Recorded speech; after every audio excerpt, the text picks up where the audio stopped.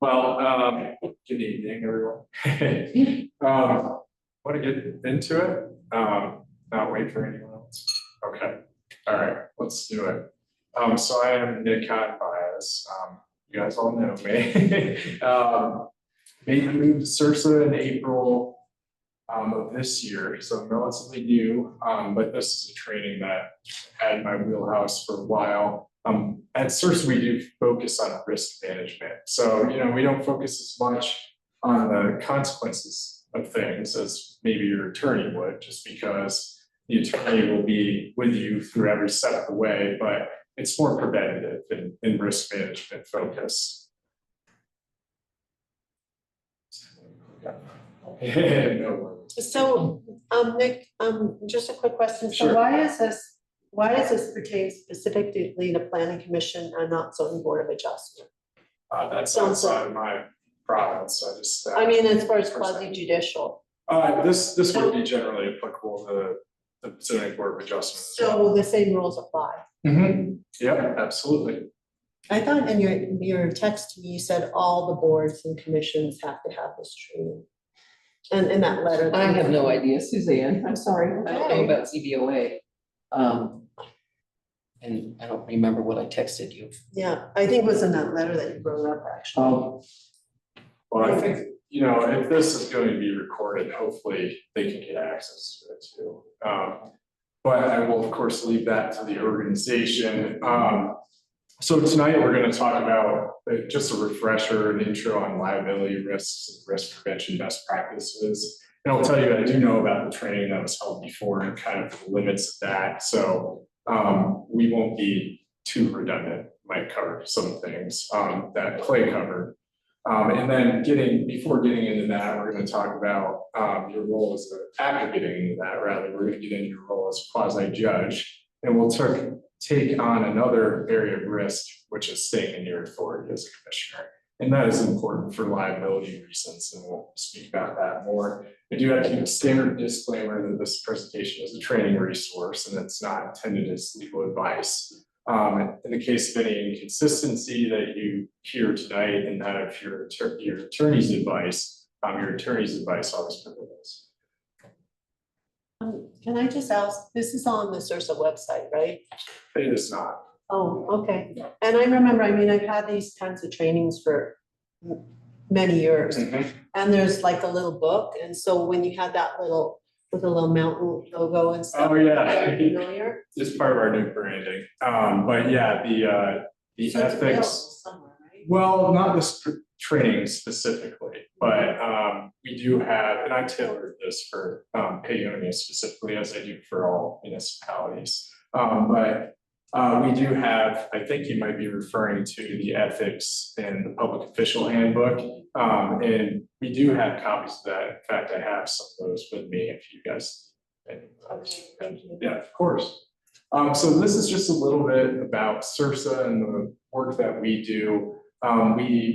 We're a public entity self-insurance pool for property liability and workers' compensation coverages. Paonia is a member of both. And we were formed in 1982 by 18 municipalities pursuant to a CML study committee recommendation.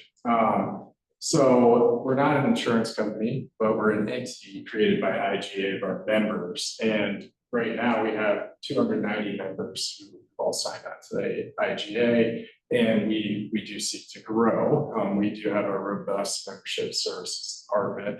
CIRSA, by the way, is about 52 employees now. And I say about because sometimes we go back and forth. And we have had some independent contractors working for us in the past. And really, the reason I'm here today is we do view these sort of preventative and risk management trainings as a critical resource for our members. The best claim is no claim at all, right, from an insurer's perspective.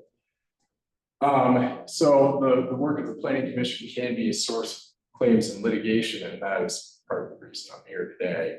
I include some resources here, and I'll kindly ask Sam to send this presentation around so that you can have access to these links. That top one is the one that you just referenced, or we just discussed, Suzanne.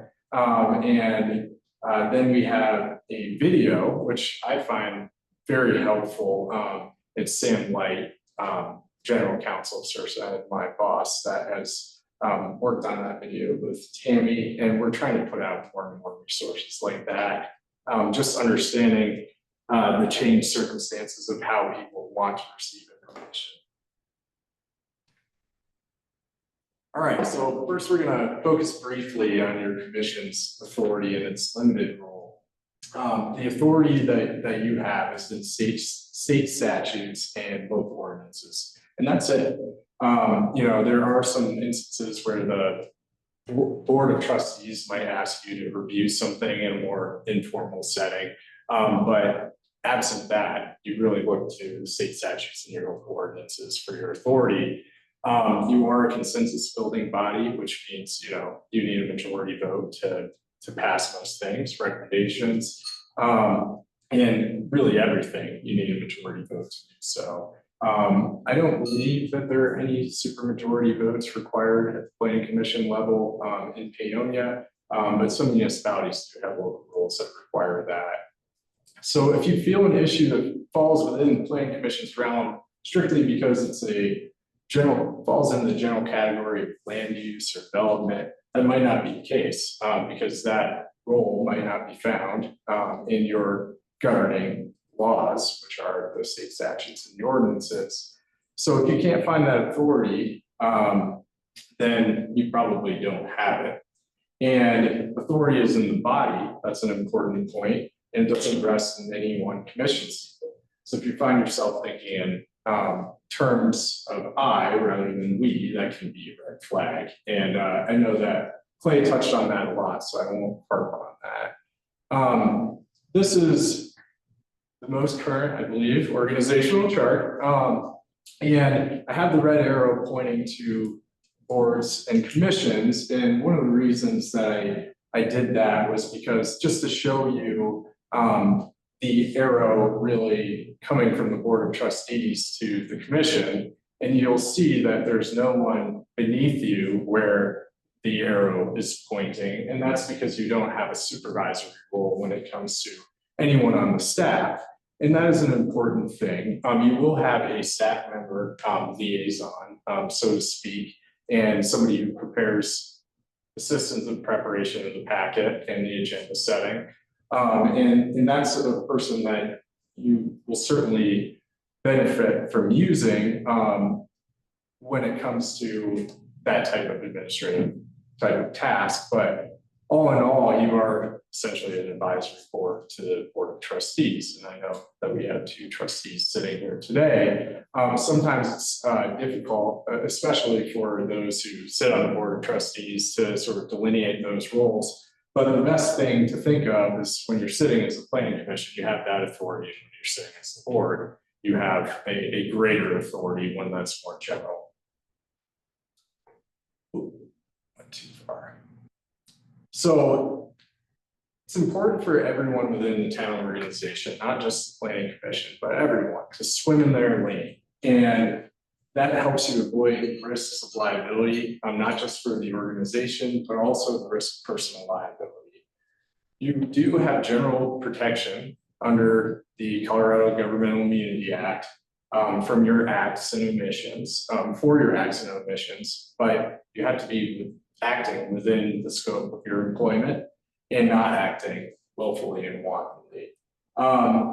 Basically what that means is everyone needs to know and respect their job description. And the way to do that is to look at the governing statutes and to look at the ordinances. And it seems simple, but sometimes, we lose really the forest for the trees. And when you're in something, it can be much harder to identify what you're supposed to be doing. Conduct that's outside the scope or willful and wanton, on the other hand, can result in a loss of governmental immunity and create liability, including potential personal liability. And not only that is, I'll go back really quickly, but not only do you lose immunity, but you can also lose your insurance coverage. There's an exception in CIRSA's liability lines actually follow very closely with the Colorado Governmental Immunity Act. And so if you are acting, we have exceptions for outside of the scope and willful and wanton conduct. So CIRSA's coverage will extend to acts or omissions that are outside of that. Yes, sir. So there's legal definition of one. Yes, there is. Yeah, and essentially it just means that you're acting with it's an intentional act with reckless disregard for the safety of others. And we're talking about injuries that could include financial injuries as well. Yeah. And then who decides? Who decides that ultimately? It's a court that would decide that ultimately. Yeah, to impose the liability. Would there be instances where you decide that on a local level? Not really. And I think, it could be that if there is a personal actor that is acting willfully and wantonly and the board identifies that, let's say it's at board of trustees level, and the board identifies that and the town is sued, then the town might, of course, decide as a collective decision-making body to not defend that particular person. And then you'd be in that instance where you're like, do I have to indemnify them or not? And if it's willful and wanton and it's determined as such, the board would not ultimately have to indemnify. But the defense triggering is, what are the allegations in the complaint? So you'd probably be defended along with the organization, but then in the instance of a determination of willful and wanton conduct, ultimately, if it's determined that it was, then you wouldn't be indemnified and you have to cover the damages that were attributable to your fault. Yeah. Thank you. Yeah, of course. So we're going to focus tonight on quasi-judicial decision-making. And it's one of the lesser known aspects of municipal service at your level. Most people think of legislation as being the primary function of the Board of Trustees, of course. The Planning Commission has legislative functions as well, and those are general, broad, forward-looking policy measures, generally applicable ordinances, applicable to people who are similarly situated. They need to apply the same. And the bounds of that are really the equal protection clause of the Constitution, the US and state constitutions. But really in the quasi-judicial decision-making role, you are treated as a judge. There are relaxed rules when it comes to things like rules of evidence and rules of procedure, the rules of civil procedure that are applicable in courts are not applicable to you. But we seek to, as decision-making bodies in the quasi-judicial setting, to sort of mimic those types of court set rules because they are designed to ensure applicant due process. Though they're not applicable, they can help guide in some instances. And really what we're thinking about here is property rights. And because there are property rights, there are constitutional protections. And one of those is due process. No person shall be deprived of life, liberty, or property without due process of law. So your responsibilities can be broken out into two areas, arenas, and those involving the big picture are the legislative ones, and those affecting the rights of individual property owners or developers are quasi-judicial matters. So when that decision concerns individual rights, there's an application before you, you have to act in a quasi-judicial capacity. And again, why is that? It's to ensure due process. So this is some further comparison here. Should we adopt general amendments to design guidelines for the commercial one zone district? Is that generally applicable, or is that legislative, or is that quasi-judicial? And in this instance, that's a legislative issue because you're talking about some zoning code provisions that, of course, you would review before they would end up at the Board of Trustees level, and you'd make a recommendation to the Board of Trustees. Those types of amendments, those types of design guidelines are generally applicable to everyone in the zone district and therefore not considered quasi-judicial. Nobody's applied for that change necessarily, So the difference is quasi judicial is generally one entity right? versus, for the lack of a better word, what is it when you have a group, a big bunch of people who file a lawsuit? Oh, like a class action. Class action, Yeah. so as opposed to a class of people or et cetera.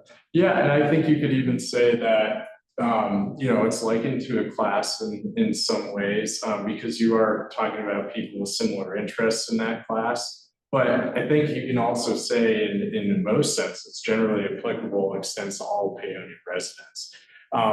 You could get into, think about short-term rental regulations, for example. Those are generally applicable. They look as though they are when you adopt them, but really it's affecting a subset of people. And those who own short-term rental units or properties that are allowed to have short-term rental units are affected by those. So the question then becomes, within that subset, is it generally applicable? And if it's not, if it's clearly favoring one interest over another, and there's somebody on your board that is getting ready to vote one way or another because they have an interest in that matter that goes above and beyond that as their role as a public servant, then in those instances you might have an issue. So you're saying if I am about to vote and I have a short-term rental, I should recuse myself? Well, it's a good question. I think you would be fine on voting on a generally applicable ordinance. But if it's the case that you had more than one short-term rentals, and let's say you owned 90% of the real estate in town that is properly zoned for short-term rentals, then in that instance, you would certainly have a conflict in voting on that. I remember seeing at one point something in some material about having a self-interest in it, that it was explained that if your interest, like if short-term rentals, if your interest doesn't extend any farther than an ordinary person with that same interest, then you're okay. Yeah, that's a good way to put it. That's a good way to put it. If you have a personal financial interest in something, and this will actually be touched on more in the presentation tomorrow, but if you have a personal financial interest in something and it is, much greater than that of the rest of the community, in that case, you likely have a legal responsibility and an ethical one to recuse yourself from that matter. Disclose, recuse, and do not attempt to influence the decisions of others in that instance.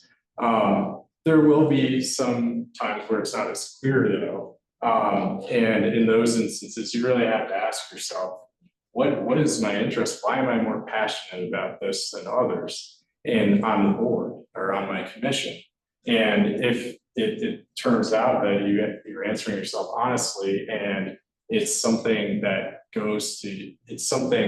your personal interest and it's a financial one, and it's not really an interest, you're not putting the interests of the citizenry above that of your own, then in those instances, you most likely have conflict of interest that requires recusal. And then, let's see, so in the legislative context, this is what gets difficult for some folks. You're perfectly okay and you're encouraged to listen to citizens or contact you in person, by email, on social media, by other means. You can investigate issues yourself and you can offer your own personal knowledge when coming to a decision on something. You want to be communicating early and often with your fellow citizens, and you maybe want to do some lobbying. You want to allow yourself to be lobbied. In other words, you want to hear everyone's views on the matter before you make the decision so you can do right by the citizenry. And really what that is working in advance to create the consensus. Now, the role as a quasi-judicial decision maker is much different. When you're a legislator, you're visioning, you're looking prospectively and at big picture policy. It's forward-looking. You aren't seeking to make binding decisions concerning the individual rights of specific landowners or businesses or concerning individual parcels of property.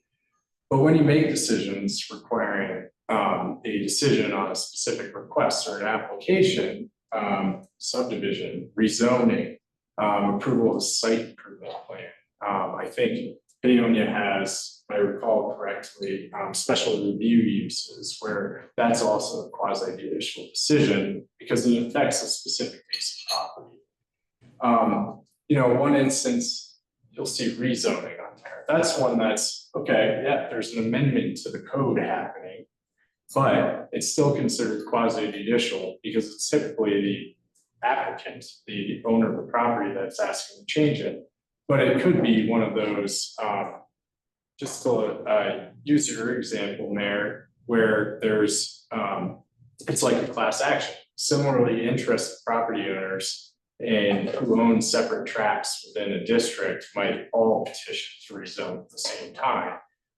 That's an instance where it would still be quasi-judicial. It affects those around too, and that's why, when there's rezoning, everyone within a certain number of feet who owns property within a certain number of feet might be 300 feet. And I can't remember exactly. It's 200. Yeah. Well, and in that instance, it's quasi-judicial, and those neighboring properties are considered interested, and that's why you provide that specific notice to them by mail. So when you're thinking quasi-judicial, you have to think like a judge. And really, how do we arrive at a working definition for quasi-judicial? We've harped on the fact that it affects property rights at an individual level, sometimes at a subset of the population in the case of rezonings.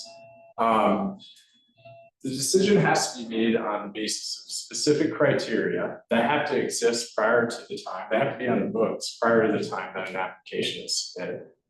So you Say that again. So when you're deciding a quasi-judicial matter, a development application, for example, you have to use the criteria that's on the books already to make your decision. You can't create the criteria on the fly.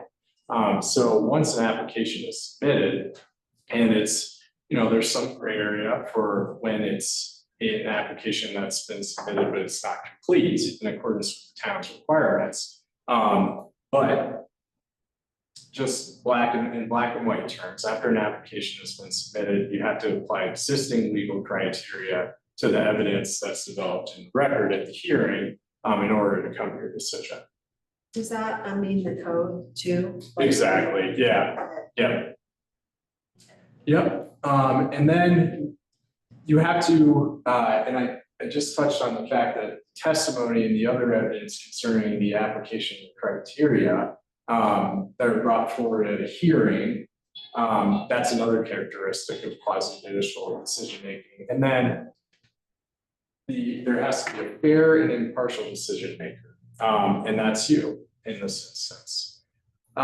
So those are the characteristics, and you have to have those criteria. You have to make your decision based on the law. That's what we call the criteria. You have to make the decision based on applying that criteria to the facts that are developed at the hearing, and then you have to be a fair and impartial decision maker. And that's why you hear all sorts of things about ex parte contacts. You hear stuff about not making your mind up before the hearing, not introducing your own testimony at the hearing. That's because that gets to your fairness, it makes you partial in some cases. And it also, it gets to at root, what all of this is designed to protect against is the applicant's due process, but not just the applicant, other interested parties as well.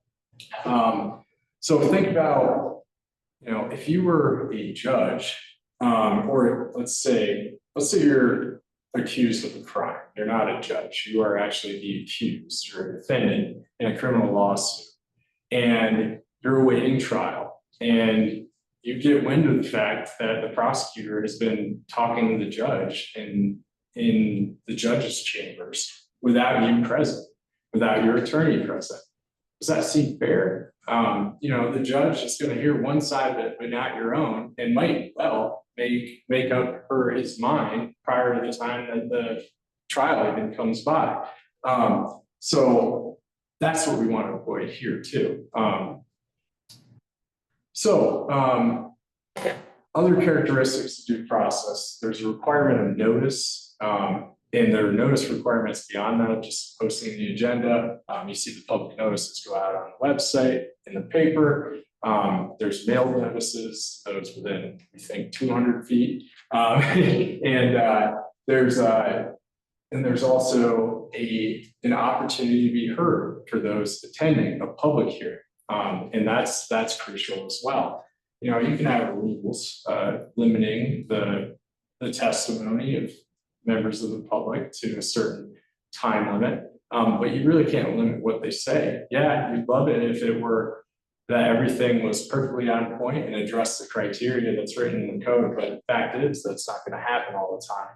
And you as the decision maker, you're also a fact finder. It's not like in court where you might have a jury and a judge, but you have to decide and weigh the credibility of the evidence. You might have things that are completely irrelevant coming into evidence. So the little spiel that I often hear is that don't repeat what someone else has said. That's kind of a request. That's not actually something a person can be denied their time. Right. Yeah, I think that's fair to say. I would always advise, and CIRSA would always advise that when in doubt, when somebody is doing that, ignoring the request from the chair, in that instance, not to repeat what someone said, just let them have it until the end of their time limit anyway, because you don't want to be impinging on somebody's First Amendment rights. And then, if they continue on beyond their time limit, that's designed to guard against, one of the many things. Then in those instances too, you still have to be careful. You don't want to, last resort is any sort of, any sort of like, you need to sit down, you need to have a conversation with that person, hope that they eventually comply with your requests. And if they don't, our advice is to take a recess and let things cool down. Yes. So I appreciate what you're saying. Also, people can self-identify as being on topic, and you don't know what's going through their mind. But I do feel that people should have that right to speak. But I think perhaps one of the issues that might cause problems with the board is the board has to realize it's not a popularity contest. So they're not counting, oh, there are 5 people that were for it and 1 person was against it, so we have to be for it. They have to weigh the information, not thinking about the numbers game. Like the meeting got swamped by supporters and only 1 person was against it. Right, I think that's very fair. And there's sometimes, you hear the phrase silent minority a lot, but there's a silent majority. That's the fact of the matter in a lot of municipalities who don't turn out to a lot of meetings. And the loudest voices might be those who don't share the majority opinion of the residents. So yeah, you do have to do some filtering. And ultimately, I always say, don't engage in proxy talk. And really what that means is, don't say, I'm going to vote this way or that way because of the amount of resident support that I've received on this particular issue. And, in a quasi-judicial setting, it's problematic because you can only decide based on the testimony and evidence of the hearing. But in a legislative matter, if you start to say, well, everyone I heard of said this, or heard from said this, and then somebody else will say, well, everyone I heard from said the opposite. where does that get you? It doesn't get you very far. And, there are all sorts of, what's the veracity of what people are saying? So I always think, this is what I think. You as a commissioner, this is what I think. It's not what the residents think. They've already, they have already put their faith in the board to appoint officials that will serve this board well. And so it's not your job to decipher, what the majority of residents think. It's really to serve the residents and hold what you believe is best for the public at the forefront of your mind. And that's when you make your legislative decisions in a certain type of way. Legislative, that's. Yes. Quasi-judicialism conforms to law. Yes, conforms to the law, and you can only make your decision based on what you hear and what you receive in your packets. Nick, that's where I kind of have an issue, because what if the information in the packet, what if the information in the code is wrong? What if something was misrepresented in the code? Like, for instance, the zoning map. I was involved in a rezoning. I know what the ordinance said. And then when you see the map, it was wrong. But the information nobody saw went back to the original source of the information, which was the ordinance. And if everybody is like using this improper information, do I just have to go along with it and say, well, it's the truth because it's in our packet and that's what's at the hearing? Well, I think there's sort of an argument that I shouldn't have gotten that far before the conflict in the code was taken care of. It is up to the Board of Trustees to determine whether there is a conflict in the code and to resolve that conflict prior to the time that there's a decision made by applying that information. Well, we have years of conflict in our code, and Right. some of it had to do with the last clerk not getting things done right. And I feel like this was one of the issues, and we're still dealing with this. Yeah, and I certainly remember those issues. And I think what I think your attorney would say in this instance would be that the board should resolve those conflicts as expeditiously as possible. I have Invisalign and so I lisp all the time, but so if you can resolve those conflicts, you can't do it. You can't necessarily do it on the fly every time. You don't want to be making, you don't want to be addressing the conflicts after you've received an application, even though it is incumbent on the board to do that. You want to try and get ahead of it. So if you don't, and as a board, if the board doesn't, then you're putting yourself at risk doing it when you've already received the application, because then there's an argument that you're not applying existing criteria to the facts developed in the hearing record, and they're maybe actually changing the criteria. So Well, I was just gonna follow up and say, but when we don't see the material, the public stuff, until the agenda packet is published, and we look through it. And if I look through it and say, I think, I don't think that's right. I think that's an incorrect thing, before we've even gone to the hearing. If I see that there's a problem, how would I try to rectify that so that the publicly provided information is corrected? Well, because you have a dual role here too, so you have to be extra careful. Right. You really shouldn't be seeing any of the information ahead of time, so. Well, can't we see the public information, their application? What we see is the application that's coming in, that the public notice was done correctly. We see everything that's publicly required of them in an agenda packet, so we can be prepared, because some of our agenda packets are 100 pages long. So I couldn't read it on the spot as a commissioner. Okay. But we don't see the staff report until we are at the meeting. Because the staff report is not for public distribution ahead of time, as I understand it. It depends on the local rules in that instance. You could, if there were, there are all sorts of considerations, right? There's, the staff are very busy in some instances, and it might not be possible to get everything together well in advance.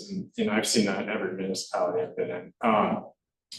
But it is, in a sense, incumbent upon you as commissioner, as a board member, and to make your decision based on what's entered into evidence at the hearing. So you are, in a sense, required to just see what comes in the packet and what's introduced at the hearing and make your decision based on that. If there is a conflict, I would encourage you to raise it in the hearing, conflict based on code principles. And then the board can decide as a consensus making body how they want to resolve the conflict. And you mean commission too? Yes, and the commission, yeah. And it's, well, I'm sorry, I misspoke.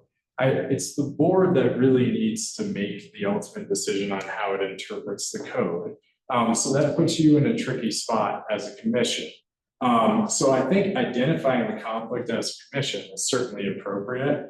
And, if it's the case where you can't come to a recommendation because you need the conflict resolved first, then I think that that's something that the commission will have to work with the attorney and the organization in general to address and figure out how you're going to address that.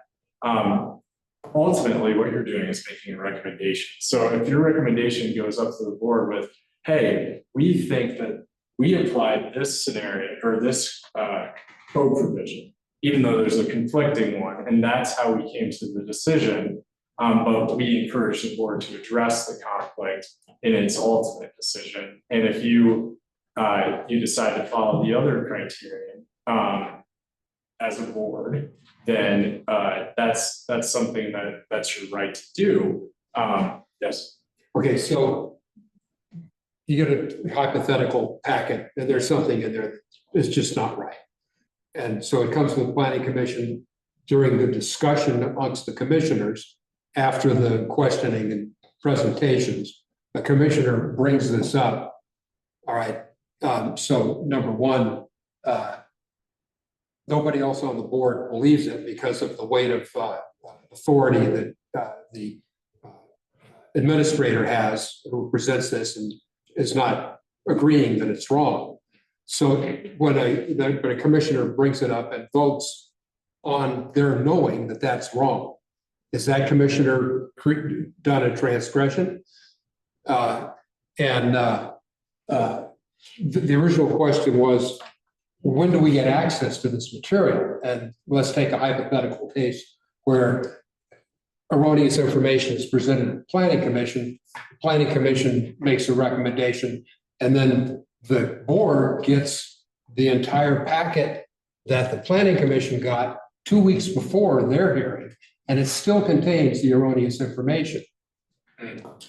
I'll take the first part of your question too. So it depends on how you've identified that something is wrong. If you've identified that using your own personal research and not something else that's in the record, then the question becomes for an interested party, well, how do they know that's wrong, or why do they think it's wrong? And if they're not able to answer that question, then they're more likely to challenge the So decision. suppose you can answer that question by, I was on the board when that zoning was changed, and I've gone back and reviewed the ordinance, and the ordinance conflicts with the existing map, and I know that map is wrong. Well, in those instances, you're getting to the question of, what is a factual issue and what is a legal issue. And I think that within your province is deciding the legal issue and the interpretation of code provisions, right? Particularly on the board. On the commission, you have to make that interpretation too. Your interpretation should be consistent with that with the board, but when you don't have a strong code, they might not be, right? So when you're determining a legal issue on what criteria should I be looking at to make this decision, then that is something that's appropriate for you to discuss as a commission. When you're talking about a factual issue, the building height is 50 feet versus 51, depending on how you measure it, what's the right way to measure it. That's a factual issue. and you need to have the evidence on the record to support one or the other. And if there's any competent evidence on the record to support the other view that's not held by the SAP, then that's within your province to do. When it comes to those legal issues, it's a difficult thing, and it might not go without liability to make a decision based on a conflicting criterion, right? If there's ultimately it's important to have clear criteria in place before you receive that. Doesn't help at all. So, actually, I have a question. So you're saying stuff that's presented at the hearing, but so what if you just have an immense knowledge base of what our code is, because you've been looking at it for 15 years? So maybe you're a little bit ahead of some of the other planning commission members, but is ignorance of the law a reason to vote a certain way just because it's not presented in the hearing? And then I know for me, I saw something that was, it looked like it was incorrect definition of a zone, for instance. And I couldn't verbatim, because it was a staff work was presented right at the hearing. And I knew something was wrong there, and I said it didn't look right, but I couldn't verbatim say it because I didn't have the ability to look up the code, but nobody else realized it because they didn't even know the code. They hadn't even explored the definitions over the last 15 years like I had. So what do you do in that situation? Do you just, this is an example of how on the fly, it's hard to know. And isn't that public information? And how can they say, just because it wasn't at the hearing, information that is available to the entire public, don't they have a burden of having to know that too, just because it is public information and it is our law and our code? Well, are we going to dumb things down? You've heard the expression, ignorance of the law is not an excuse, right? Yeah. In a lot of instances. So the interested parties are presumed to know the law, and they should. If you have an instance where the law isn't clear, what a judge will typically do if there's ambiguity in the law is they'll look to determine the intent of the governing body. And so I think it is appropriate to consider what was intended when ordinances were drafted. Now, you get into an issue when you're up here on the dais and as a commission, you're about to make a decision and you start to talk about the law and the actual intent of the law, where it's lacking clarity. I think it's fine to say, this was the original intent, this is how I know it, of the law, and then other members can read the plain language and disagree. I think that's appropriate. Where it gets inappropriate is where you start to talk about, how it applies to the specific set of facts, and you start to pull in other evidence that hasn't been introduced at the hearing. So yeah, it's a hard line to draw between determinations of law and determinations of fact. So maybe another way to kind of think about this is you're not supposed to do your own investigation of the case, but I think part of the responsibility to know the rules, you're fine boning up on the law that's going to apply to a decision. And so that's where you might come across some discrepancy. Yes, that's right. So that's, the public record, the code, statutes, we're supposed to look at those. Yes. And we have a book that has the 1996 plan and the code. So with the intent that commissioners should be familiar with the code.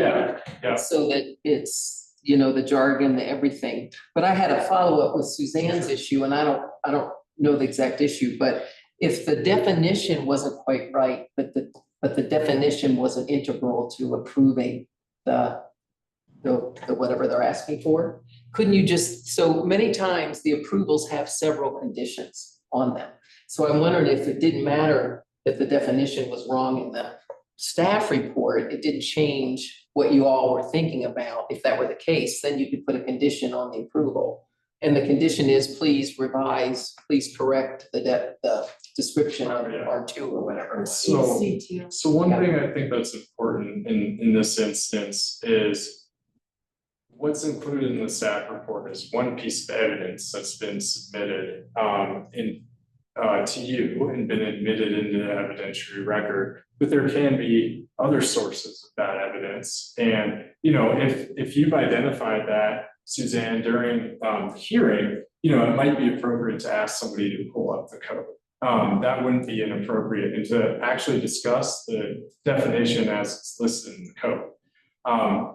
We do, if you're using a script that's, you know, typically attorneys use the same type of scripts for quasi-judicial proceedings. Typically, it has a motion prior to the time that the public hearing portion is closed. And it says that I move to admit the materials that were submitted in the packet, the town of Paonia zoning ordinances, subdivision ordinances, whatever it is that you're deciding.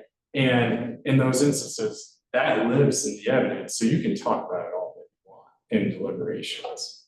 Yeah, and I don't know how you guys do it specifically, but you know, during deliberations, often we'll include a line that says you can still ask questions of the town attorney. And if the town attorney is not here, you could revise it to say a staff member. And in those instances, you might be able to things that are already in the record before the public hearing portion is closed, you can talk about them and you can ask about them to your staff member. So I think that can help in the instance where you might have noticed something that doesn't align with your memory of stuff. So I wanted to say a long time ago, I asked for a code book to be here in front of us, because I remember traditionally, that's what I saw we always did. And we refer to the code book on the fly. And I think now that we have computers, everybody's like, and it can be a little difficult. Is there anything, I just think if we had that Bible on our table physically, And you mean if nothing more, else. more than these? Yeah, the Bigger, town the code whole- book. the whole code. Yeah, the town code book. You know, is that appropriate? Yeah. Just as a, you know what I mean? Yeah, absolutely. Yeah, as a It makes me resource. comfortable Yeah. as a resource, even if we don't refer to it. It's Yeah. just like, there's something very symbolic about it, and it is the only official copy. The online version is not the official copy. Right. The official copy is the paper Codification. copy. Yeah, Yeah, yeah, absolutely. That's Anyway. certainly appropriate. yeah, okay, thanks. So Of course. I'll ask. drilling down into the weeds. Yeah. All right, so first, we kind of skipped over it. The board getting the same packet that the planning commission got 2 weeks before the board hearing. Do you have a thought on that? Is that, I mean, if the planning commission doesn't get it till the moment of the hearing, actually in the training we had just a week or so ago, Mr. Buckner was saying that that things in the public record were fine for the commission to see anytime before the hearing. That and then he said, he made it sound like the reason to not present stuff before the moment of the hearing was that it might have to be changed. So which brings the question to my mind, what's the statute say about when the recommendation of staff hits the commission or the board? Is there a statutory? No. There is nothing, there is no statute. No.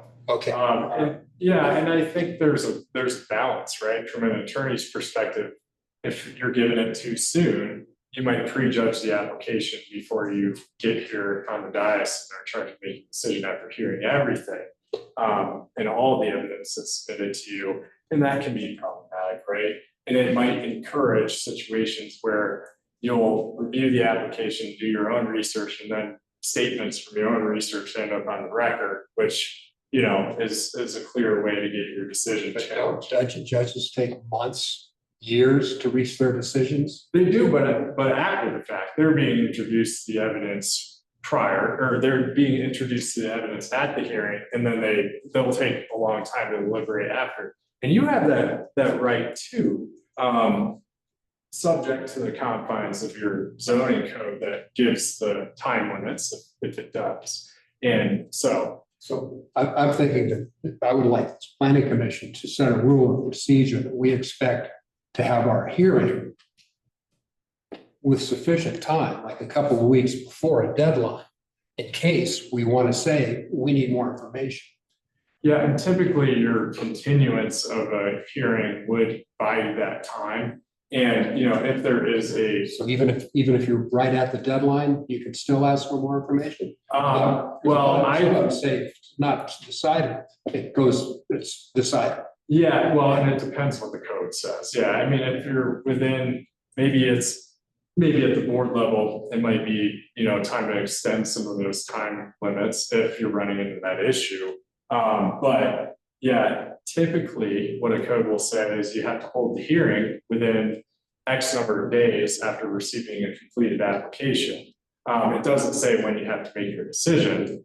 Yeah.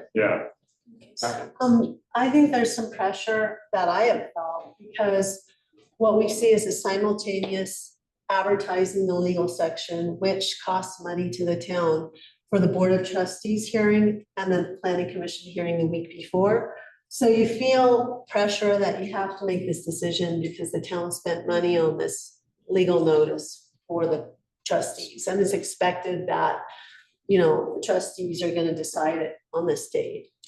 And so there's like, so should the noticing be separate? I think it happens all the time. It does, yeah. Can I ask a question? Sam, I thought the applicant paid for the public notices.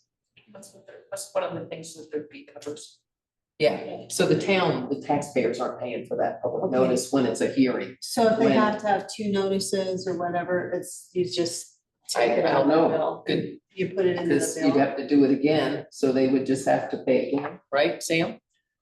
Well, actually, one of the things that our last great town attorney taught me was that there's an option for the Board of Trustees to continue a public hearing if it's not ready for something, which actually takes away the need to have to re-notify. Okay, so continuance That's right. up is. So- So can a planning commission continue a hearing even though there's a hearing next week with Board of Trustees scheduled? Yes, you How would can, we- yeah. And would it be, do we only have like 7 days or 5 days until that trustee hearing to continue our hearing? Or, we can't go past the trustees' public hearing. Well, what would happen in that instance, I think what your attorney would say, and I encourage you to talk to the attorney about that in the administration, because, this is just one option. And I don't know if it should become town policy, but what a commission can do is you open the public hearing, and before you close the public hearing, which occurs toward the end after you've accepted all of the evidence in the record, you can continue it. And if you do that, you do not have to notice the next part of the hearing because you're deemed to have given that notice, and interested parties are presumed to have shown up at the first hearing. So they will be on further notice that it's been continued to the next, and you have to continue it to a date certain in order for that to work. So you actually do have to pick your date, so that, it might take care of the issue, knowing that maybe you do want to hold it before the board's date, or if you have a little conversation with staff and you find that maybe the information that you're seeking isn't going to be ready by that time, you need to push it further past the Board of Trustees. What the Board of Trustees can do is the same thing and open their public hearing. Probably won't accept any evidence because, and in fact, I think your attorney would advise you not to accept any evidence at the Board of Trustees level because you haven't yet received the recommendation of the Planning Commission. But the Board of Trustees can still continue its hearing pending the decision of the Planning Commission. So, yeah, it can work in both of those instances. Did I just hear you say that once the planning commission has made a recommendation, it's okay for the whole packet to go to the board? Yeah, that's right. Yeah, that's right. And, you know, municipalities have different ways of doing it. You know, sometimes there will be more information that comes in after the planning commission. You want to limit that, of course, because you want to be able to trust the planning commission's recommendation. If there's a bunch of additional information that came in after, then you're in a position where the planning commission's, depending on what that information is, the planning commission's recommendation might not apply the same as it did before. But yeah, generally that's true. And I think, you know, really it just comes down to the organization and, you know, trying to strike that balance between one, you have to consider what else is going on. And you have to consider when that hearing is being held in proximity to the planning commission. If you're not getting information enough in advance, maybe you make the board of trustees meeting, hearing on the issue a little bit later. Then the balance really is, how soon do you want that information to be out? Because the public's gonna see it. That might increase the chances the public come to you and start trying to talk to you about it, which could be an ex parte contact. And would be if the application's pending before you, if you get into the substance of the application. And if you see it too, at that point, then that might increase the chances that you're starting to think about how you're going to decide, and you're not supposed to do that. Of course, it doesn't always manifest itself that you've pre-decided an application in the record. Only you might know that. But often what happens is you start to make statements on the record during your hearing that shows that you've been considering this prior to the time that you saw the information.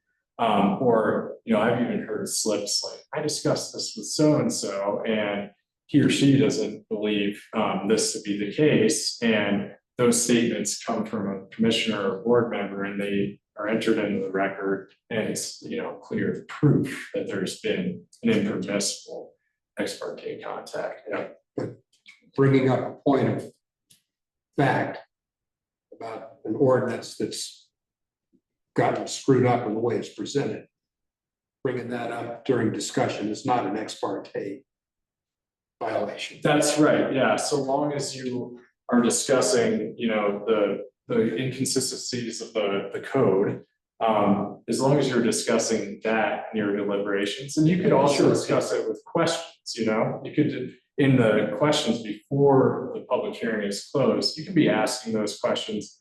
Don't be careful not to testify.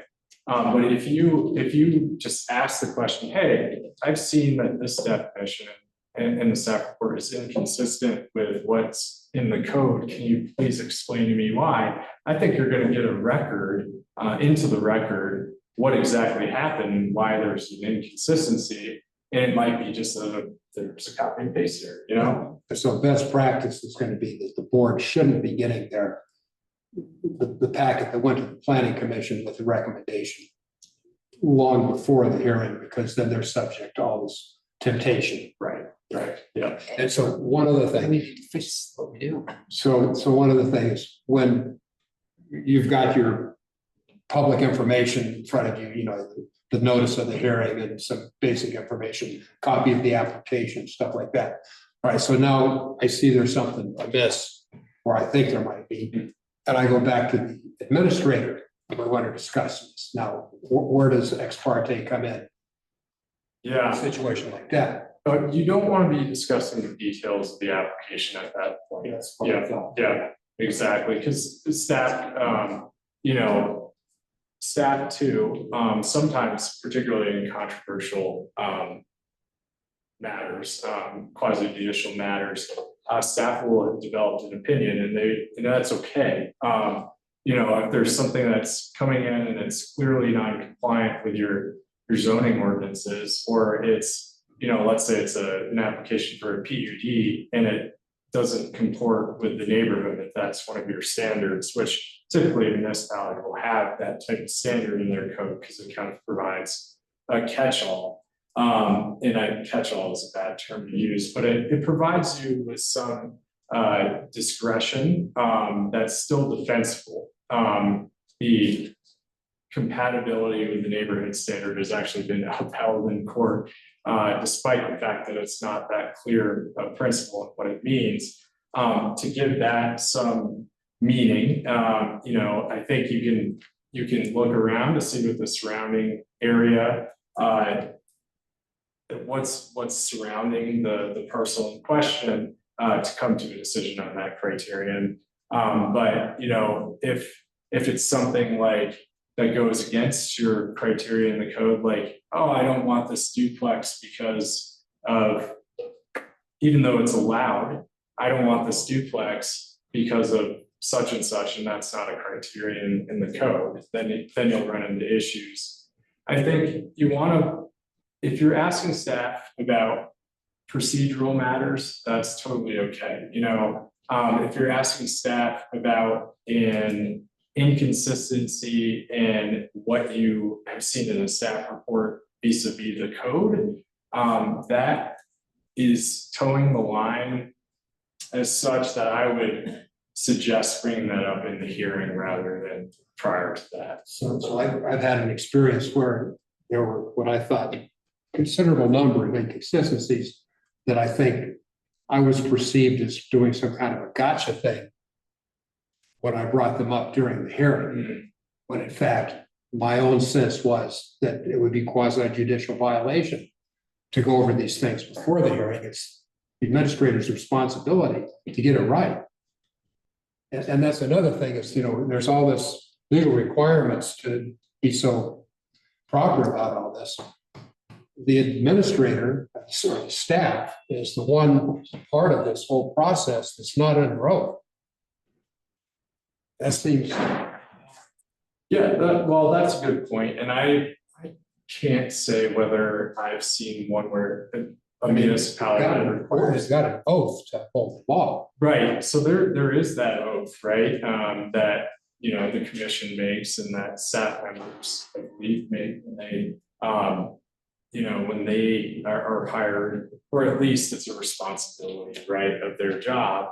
And so you do have that added confidence. I hope that, the staff members they have an obligation to you, right, to provide you with factual information. So I think there's an understanding that they're going to do that, or, to the best of their knowledge, do that. But could you subject everyone to taking I swear to tell the truth kind of thing before they testify? You could. Did you hear? Yeah. We do have that at the podium. Yeah. I mean, you could extend that to staff. Any hearing. Yeah, that would be a board decision, but. Nick, I hate to belabor things. I find this really interesting. I hope everybody else does. But I want to talk about in 2018, when our zoning code was dumped into the building code, and I was on the board. We made a decision at a public hearing because it involved the zoning, zoning regulations. And the planning commission had recommended taking all these ordinances out of the zoning code and putting them in. The staff all said so, the town administrator said so, the attorney supported it, and I was the only no vote. And I said, I think there are gonna be conflicts. I mean, I didn't know enough, but I had this gut feeling that it was wrong.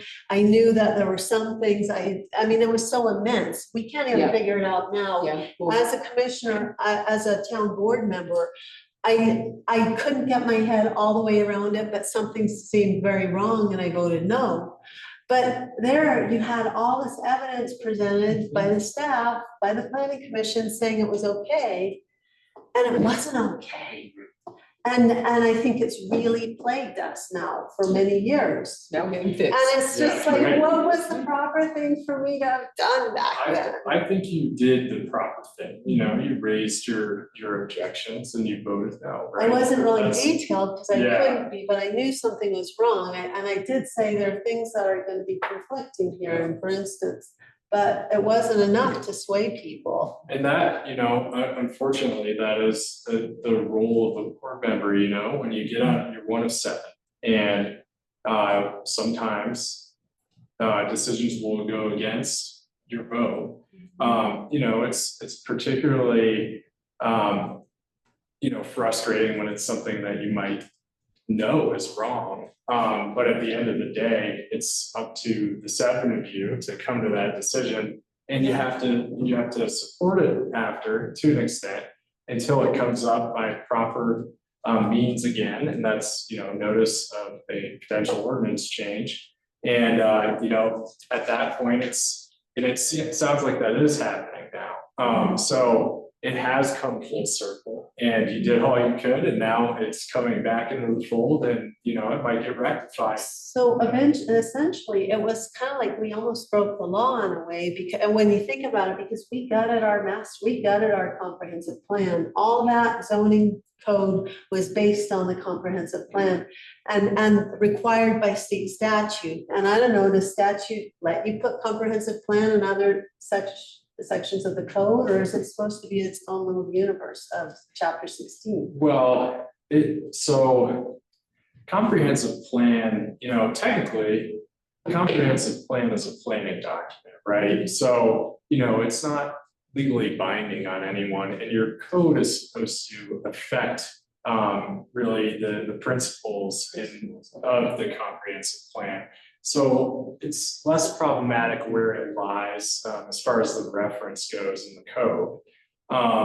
But typically, yes, it will lie, a reference to the comprehensive plan will lie in the zoning code. But you take away due process if you put it into other parts of the plan, the Oh, code. that's interesting. Well, the process that's applicable to comprehensive plan adoption is strictly by statute. No, I mean the You meant the ordinances, the zoning code individual, one. when you take zoning Oh. ordinances and you put them somewhere else, The you're. rationale is Oh, I to make it see. easier. I see. You don't have to do a public Okay. hearing. I'm That kinda is stated. thinking, I'm jumping. Yeah, oh, I get what you're saying, yeah. To reduce hearings. Yeah, that's what they said. Okay. Actually, that was the reason they gave us. Well, It's like, it's too cumbersome to have hearings, so we're gonna take this out. I mean, if that were, I'm trying to think how that would be addressed in court. I don't know exactly. I mean, it would be, somebody would have to, it's hard to address in the abstract, but Okay, anyway. but yeah, I think, you never want to try to intentionally circumvent the spirit of law. And I think that's, at the time, it's something that should have been raised, and it sounds like you were the one raising it. But, now, I mean, I think you have folks that have identified the issue and are willing to change it. Yeah, so we've that's what matters. experienced Yeah. I have a question, if you're voting against some proposal and you're outvoted, is it okay then to write a letter to the trustees why you voted no? Oh, yeah, so the short answer is no, and I'll tell you why. I mean, the trustee, the way it's supposed to work and the way that it's set up in the statutes and the ordinances is for the board of trustees to receive a majority opinion from the planning commission. And, I think a dissenting view is one that's not really accounted for at the planning commission level. Your meetings are public record, right? So the public will hear what you said and might pick up on that and give that in their testimony coming up at the hearing. Now, you can't direct them to do that, or you can't collude with them to make that happen, because you would be violating some quasi-judicial procedures there. Because things that go to the board of trustees can always come back to the planning commission, right? If they want you to reconsider a recommendation or something along those lines, or there's another piece of it that eventually comes back to you. You don't want to be having those discussions with the board of trustees at that point. They want a single recommendation from the planning commission, and that's really it. They'll see that there were dissenting opinions if they're given the vote tally, right? So they'll know that it's a split vote. But as far as the reasons why, you hope that the board will identify those reasons if they're based on the criteria in the code. So if there was incorrect information in the staff report and you said something about it at the hearing, even though you were the dissenting vote and you got up to technically you shouldn't be saying anything. But if nothing was ever corrected, and there's still bad information in front of the trustees. Yeah, and unfortunately, I think that it's best to just let that hopefully be ferreted out at the board level.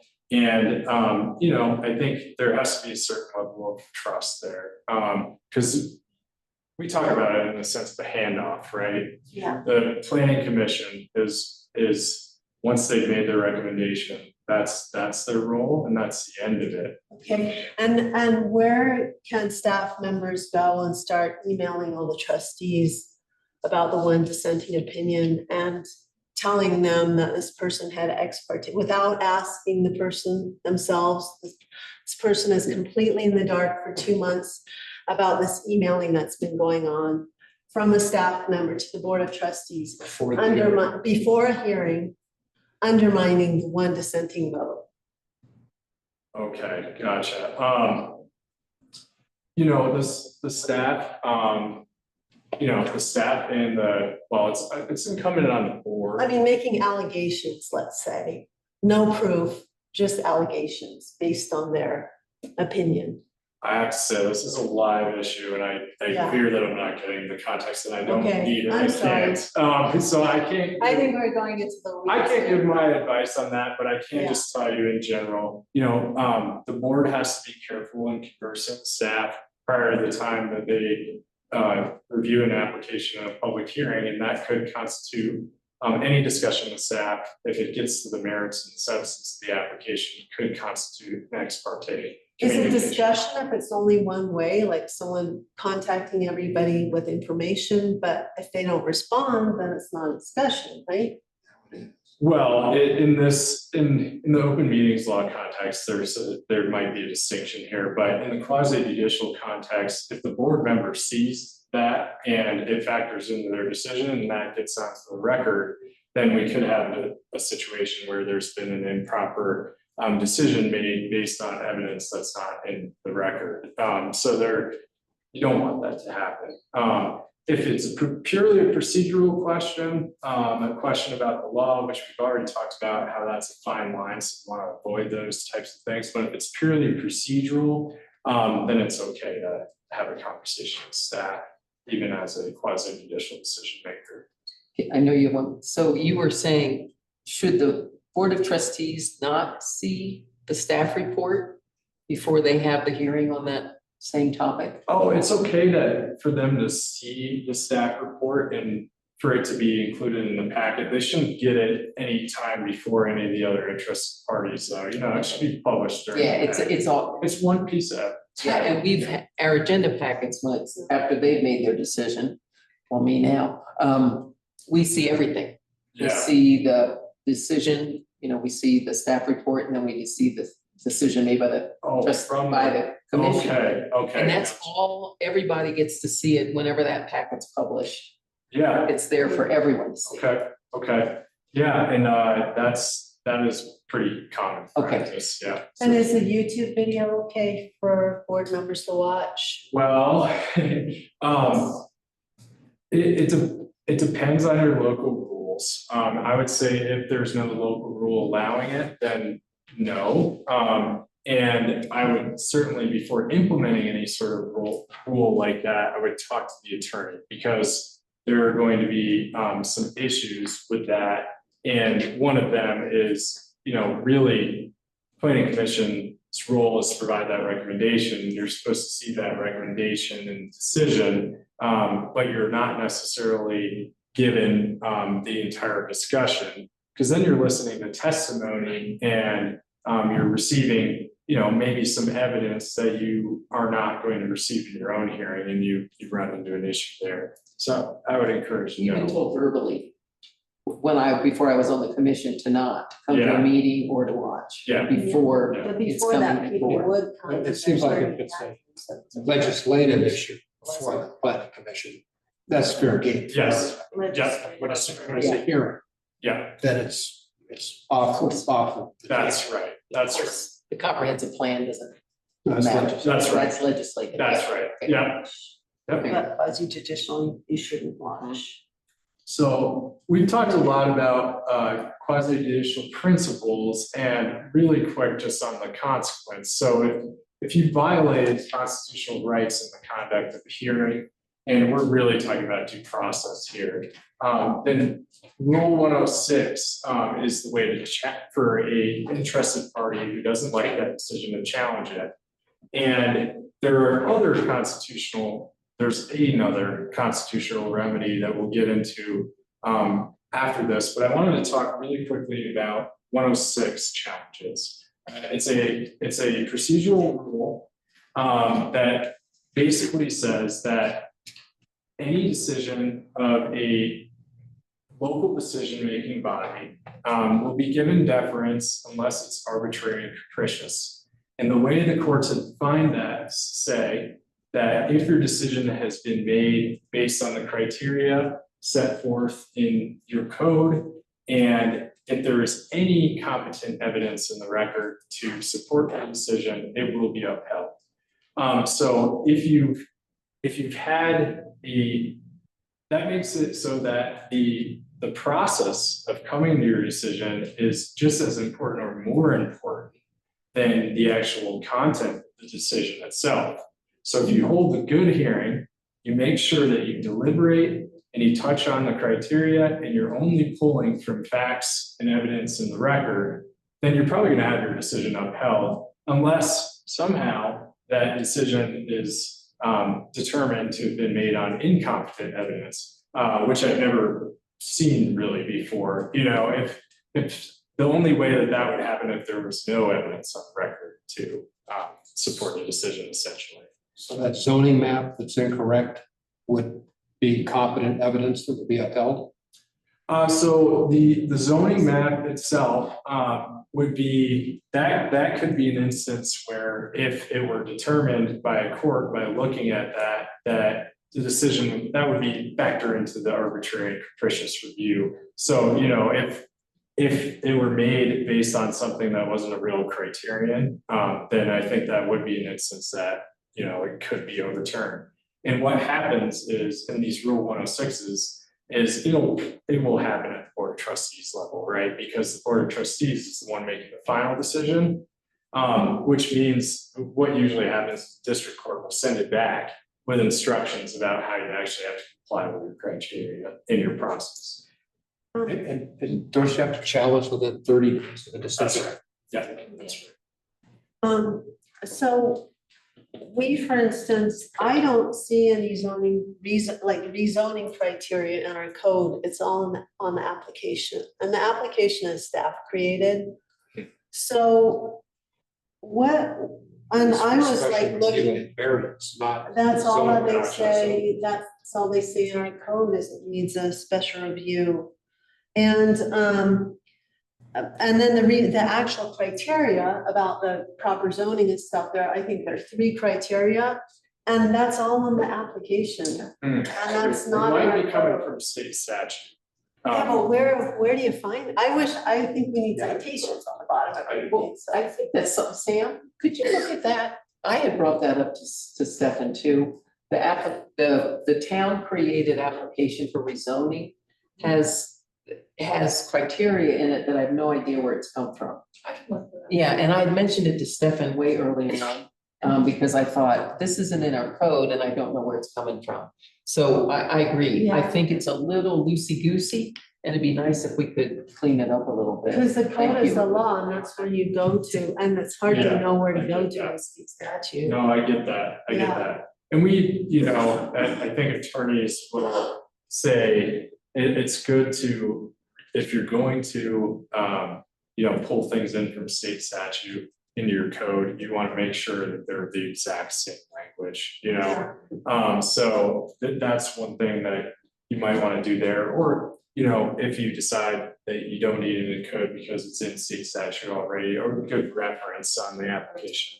So when you're, for instance, as a planning commission, coming up with your findings of our, you know, rationale for making the decision, what does that look like? I mean, as a chair, how do you try to direct it that way? You know, encourage the members to come up with the proper rationale, you know what I mean? Yes, I do, and my boss, Sam, let's see if I can find this slide. We're touching on a lot of this, just so you know. Don't worry. Okay. We're not going, yeah. So I think this kind of discussion with the group, the size of the group that we have is better than me just going through the slides anyway. But Sam likes to call this his rule of why. You know, often you'll get, somebody will start deliberations. The chair will ask, I'd like to, who would like to start the discussion? In this instance, Member Sam speaks up. I would. I think we've heard a lot of differing opinions, and I just want to say I'm adamantly opposed and I'm voting no. Are you able to just say that? And let's say no other commissioner says something and a vote comes up. There's no commissioner deliberation that has applied the facts in the record to the criteria that's set forth in the code. So that's an easy way to say there's no competent evidence in the record. And to have your decision sent back to you to make again. So this other member, Tammy, will say, Sam, may I ask why do you intend to vote no? I'm voting no because it doesn't meet our standards. That's not enough either, right? That's kind of a conclusory legal opinion. So why doesn't it meet the standards? And you just keep asking why until you build enough of a record to have competent evidence and to not be overturned on that arbitrary and capricious review. It makes members of the public, it makes all interested parties sit a little easier with the decision, even if they don't like it, because they've been able to see how you got there. A lot of times citizen complaints are about transparency. And one easy way to do that is to show, one easy way to improve in that area is to show your work. I liken it to math class. You could have the right answer because you looked over at your neighbor's paper, but none of your work will be correct and you'll get 0 points on that. So I think that that's a good way to build public trust and not only treat the applicant fairly and make it so that they might come away saying, I didn't like that decision, but I respect it because they did what they were supposed to do. And that's what you hope, and that's all you can hope, right? I mean, no one's going to be happy in all instances. Going on the record for rezoning is, I think it would be a good use of the property. It's probably not going to hold up. It depends, though. It probably won't. But if you can point it more specifically to a criterion, and sometimes, I think that is part of the criteria in rezoning instances, like is the parcel suitable for this type of development? And so you have to look at the criteria for rezoning, and if you don't have them in your code, and they're not delineated well in state statute, I haven't looked in a while, we don't do a lot of land use specifically, but if you look and you're not finding the criteria, then you're in a place where you have to ask yourself, how am I supposed to make that decision? And if there's no clear answer to that question, then you're in a position where you need to make a recommendation to the board to adopt some rezoning. Or it meets the criteria in the plan that we're considering. That's probably also not. Right, yeah, that's true, that's true. All right, I'm gonna go. What's the upside down house? Yeah. Oh, yeah, let's That's go amazing. there, and then I think I'm gonna go to some, okay, so this on the left is an upside down house, obviously. And Sam has been using this picture probably since the late 80s, maybe early 90s. And when I was in Spain about a month ago, I came across this upside down church art installation, and I sent it to Sam because he'd been using this for so long.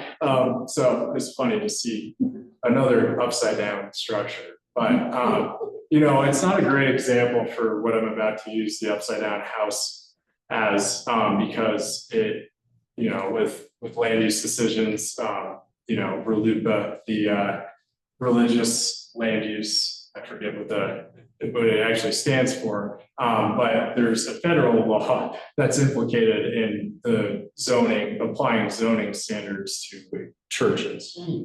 Basically, just this is outside the scope of the training, but basically you have to treat churches and other religious buildings, mosques, Jewish temples, synagogues, the same as you would other groups of assembly, right? So, you know, if you're going to allow an American Legion downtown, you would also have to allow a church. You know, you can impose zoning regulations on each of those entities, but they have to be generally applicable to groups of assembly, and you can't discriminate based on religion. So I guess, what if this, let's use the one on the left. What if this came before you in a development proposal? And, you know, knowing your criteria, would there be any way for you to, you know, would you be able to deny this based on anything in the code? We don't require like the peak of the roof, like the pitch, Pitch we roof. allow 25 feet tall, it doesn't matter where on the Yeah. building that 25 feet is. Yep. I mean, I guess the height, the lot coverage, actually it covers less lot than or in the other direction. So the question is, did the building code? Yeah, that might be the Yes. case, Yeah. right, that might be the case. And if it does, it wouldn't at your level, right? So you would have to make a decision based on the zoning criteria. So you might get to a point where you've approved something that will eventually get shot down in the building permit process, which is inefficient, you don't want that to happen. But that would require some changes to the code, and you can't make those changes on the fly. You know, it does have a pitched roof, right? But it's underneath, and you know, there might be some clear issues having to do with the way everything drains, and you know, ultimately, obviously, that's a building code issue with the balcony there, if you can even call it that, doesn't have a railing on it. That's very dangerous. Yeah, it depends if it's in the floodplain. Yeah, right. Yes. Right, well, and, you know, there are some, you know, there might be some design criteria in the code that might, you know, prevent this, or there might not be. But I think the point is that, you know, one, you want to make sure that you have ample criteria in your code by which to deny things that you don't think fit into your community. And that's what the job of the Board of Trustees is in adopting and amending its zoning code. So that's one. And then deliberations, right? I mean, there's clearly something wrong with that. The question is what? And you have to keep asking why to get to that. And if it doesn't eventually touch on a criterion, or criteria, then in that instance, you might be left with having to prove that. So Isn't that a matter of taste? That's what You zoning get an engineer's is. stamp on it, it's a matter of taste. yeah, But that's right. where street always kind of falls in that zoning code. Yeah. I mean, because people had the chance to come to hearings when you made it, and that's why all these kind of things that are causing taste end up in the zoning code, is because there was due process, right? When they Yeah, made that- the law. Well, that could be the case, and the board might turn around and say, well, we had to approve that one, but we're never gonna let that happen again. And yeah, that does happen a lot. And, you know, it's tough.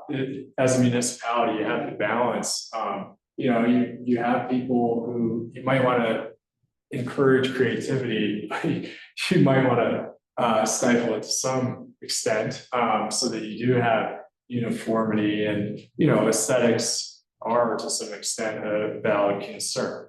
So if you had solar setback regulations, you couldn't put that 6 feet from the property line, because the bulk of that would really be shading a neighbor's property. So, I mean, you could, maybe you'd allow that, but it would have to be farther in on the I mean, there are all these different considerations Yeah. you make in your And I- zoning code.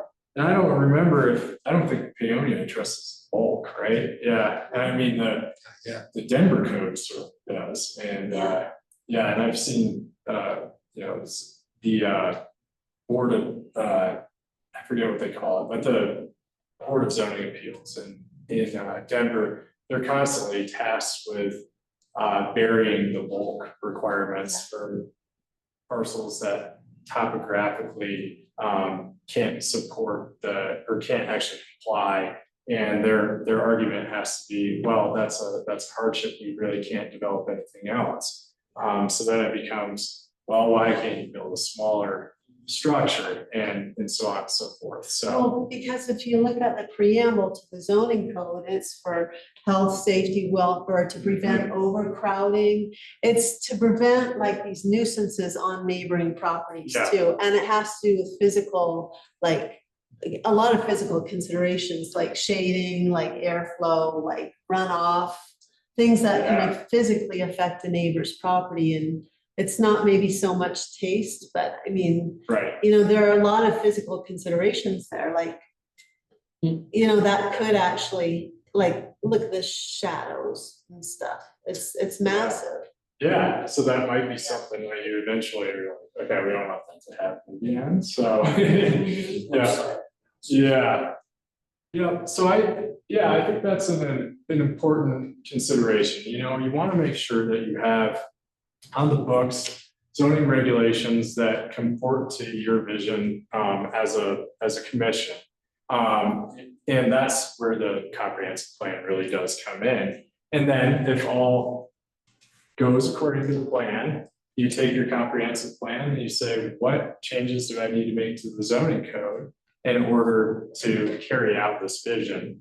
And that can start with, I don't know exactly what the code says, but in some municipalities, it will start with the planning commission. They can initiate those recommendations to the board of trustees.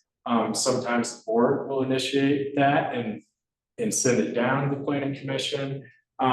Sometimes it will be the staff that initiates them. But ultimately, the guiding document that is the comprehensive plan is supposed to be borne out in the ordinances. And one last thing I wanted to mention, zoning, right, is part of the power of zoning is part of a police power. It wasn't always a clear, it wasn't always a clear part of the police power.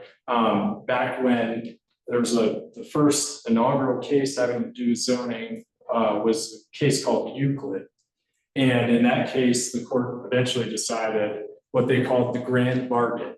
Yes, you can impose on people's property rights so long, but in the way of zoning, generally applicable zoning, so long as you grant those folks due process of law. So that was the grand bargain. So really, where you're coming in and imposing regulations is something that has been carved out from property rights. It's not the other way around. So, you know, people's property rights came first and zoning came second. So that's overly simplistic in a lot of ways, but I think fundamentally it's true. It's part of that grand bargain. You were granted this power in exchange for granting folks due process and giving them the ability to be before a neutral decision maker, the ability to be heard and present testimony and evidence at a hearing, and then to be judged based on existing legal criteria. And that's the only way that you can make decisions in the realm of zoning. And then the last piece is, yes. Neutral decision maker. Yeah, neutral decision maker. And then the other is the facts developed at the hearing and the application of existing legal criteria to the evidence in the hearing record to come to your decision. So, and I wanted to touch on one last thing in response to what we were just talking about, particularly uses in. We get to a point where, yes, there are concerns about shadows, etc., aesthetics. Where does it go too far when we've imposed zoning regulations? And the way that the law treats that issue is zoning regulations cannot impose undue burden. And that's a very fact-specific sort of evaluation analysis that occurs on a case-by-case basis, whether something is an undue burden. But that is the legal standard for determining whether a zoning ordinance is constitutional or So not. I read somewhere, I thought, people, basically what they look at is people have a right to build on their property. Things like you're shading your neighbor's property, that's not, you don't have a right to the sunlight on your property, but you have a right to build. Is that correct? I think I read that somewhere when they were talking about, Unless your local rules pull it in, I've seen that happen, and I try not to, I represented a municipality, at the same time as when I was working with Paonia, and, they started writing in, zoning provisions having to do with views of the lake, and also with shadows from neighboring properties. And, there's a balance, and I wouldn't suggest putting things like that in your zoning code, because it becomes so subjective at some point.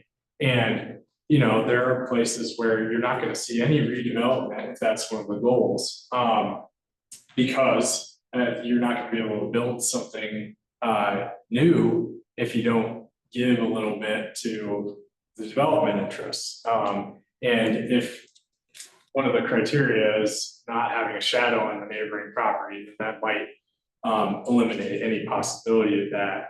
So I don't know if that goes in the undue burden analysis specifically, but in Colorado, there's statewide, there's no state law that says anything about protecting light on a property or protecting views. But I've seen local ordinances do it, and especially with regard to planned unit developments. And it becomes problematic, it does.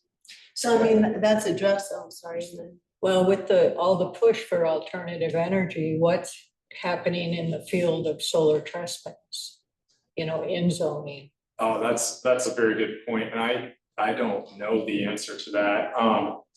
I think it's become, I'm sure it's become important, and I think zoning might not always address it.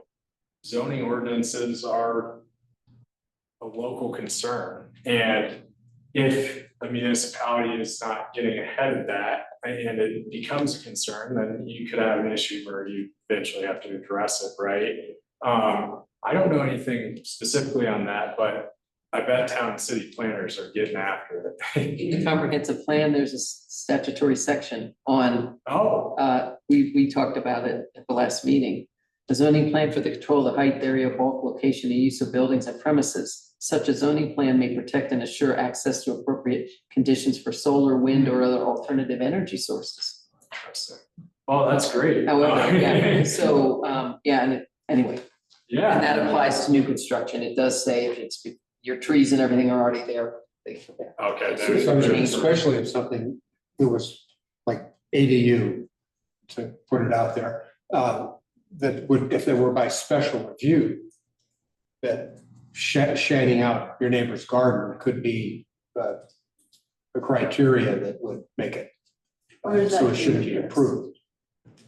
Well, I think there has to be criteria in the code. Are you saying that there is? No, I'm saying we don't have an ADU Oh. section at all. Oh, yeah. It would seem a reasonable argument that shading the neighbor's property could be a consideration for an accessory building On the that's back by half. special review, Yeah, if it were. on the rear half of the lot. I'm not saying. That's probably. Yeah, I'm not saying that it could or couldn't be. I think ultimately it's whatever you decide to put in your code. Are special reviews an area of, is it dangerous to have special reviews? Or do you want to just allow by right for everybody, or special reviews, can you get into? It would seem like if you have good criteria that you have to follow for the special review, it makes it okay, but if it's arbitrary, it would be a little scary. Yeah, I think that's right, and there is some special review criteria always have some flexibility in them from what I've seen. And I think it can get you into a little bit of trouble, and you have to really think about what the intent of the criteria when you're applying them. So yeah, there could be a little, there is more liability risk associated with special review use approvals than there is the use by right approval, which in this instance, in Peony's instance, goes straight to building permit review. Yeah, so I would say generally, yes, there's a little more risk there. Does that mean that you shouldn't have a special review or conditional use section of your code? I don't think that's what it means. I think there are instances, I think thinking about it, I don't know if it's the inverse or the converse, I forget the use of those terms, but thinking about it from the perspective of why you have made it a special review or conditional use in the first place, it's because there are characteristics of that use that might not be appropriate everywhere in the zone district, and that's what your zoning code acknowledges. So that's why you have those criteria. It's if this happens, if this is the characteristic of development, then it can be approved. But if it doesn't meet these criteria, then it can't. So I think looking at it in that other way, why are the conditional use or special review criteria there in the first place, and why is this not a use by right? Is a better way to look at it. Just because then you're allowing for things that might be appropriate in one place but not another. And I think that's important for innovation as a policy matter. A lot of municipalities find that to be the case. So let's see how we're doing. Yeah, of course. Let's do a couple. I just wanted to touch on before we get into some scenarios, I just wanted to give some principles so that we can kind of discuss them if you have any questions. So when you're thinking like a judge, you don't want to make your mind up before the hearing. We've talked about that a lot. Often it's the case that if you do make your mind up prior to the hearing, statements will get on the record to show that you did. Don't make any prejudicial pre-hearing statements. So anything before the hearing, if you make a statement, particularly a public one, I had a board member who was championing redevelopment of the downtown area of a resort community in Colorado, and he ran on it. And that was his whole stance. And when we got to an actual application that could have very well spurred redevelopment in the downtown area for them, he went out and he continued to champion that issue, even after being trained not to do so.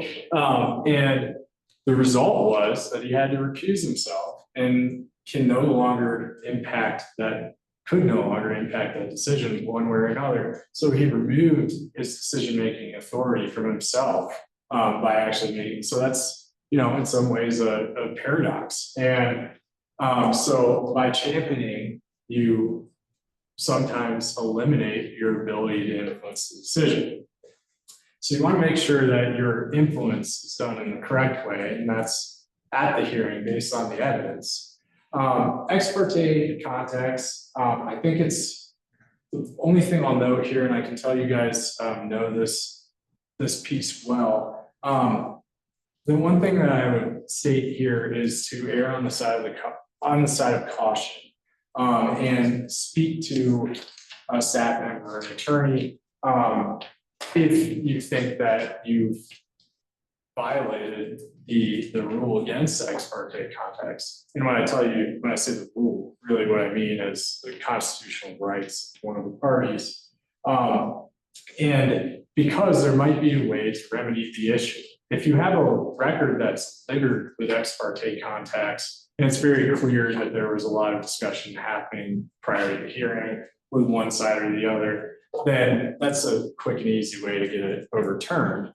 And if it's super, super egregious and party relies on your decision, then there could be if there is a clearly established constitutional rule, we could be talking about a federal section 1983 claim, which could give rise to damages that of course you would be held personally liable for if it was found that your acts were outside the scope of your authority. So that's why ex parte. So what I was getting to was the fact that if you have engaged in an ex parte contact and you disclose it, and it is something that's, you know, it's not that you've been out there publicly championing an issue such that it's clear that you need to recuse yourself, but it was maybe a mistake that you had this conversation, you didn't realize what's going on.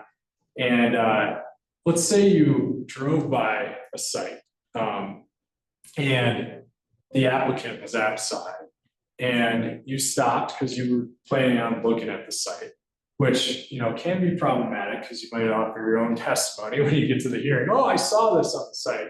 And that's bad. But what happens is you get out and you're looking at the site, maybe you don't even know it's the applicant developer, and you just strike up a conversation. You're like, oh yeah, I'm gonna be tasked with deciding a development proposal that's on the site, and the applicant starts talking to you about it and why he thinks it's really good and why he or she wants it to be approved and thinks it would be good for the community. And in that instance, maybe you stop them, maybe you don't, maybe you engage a little bit.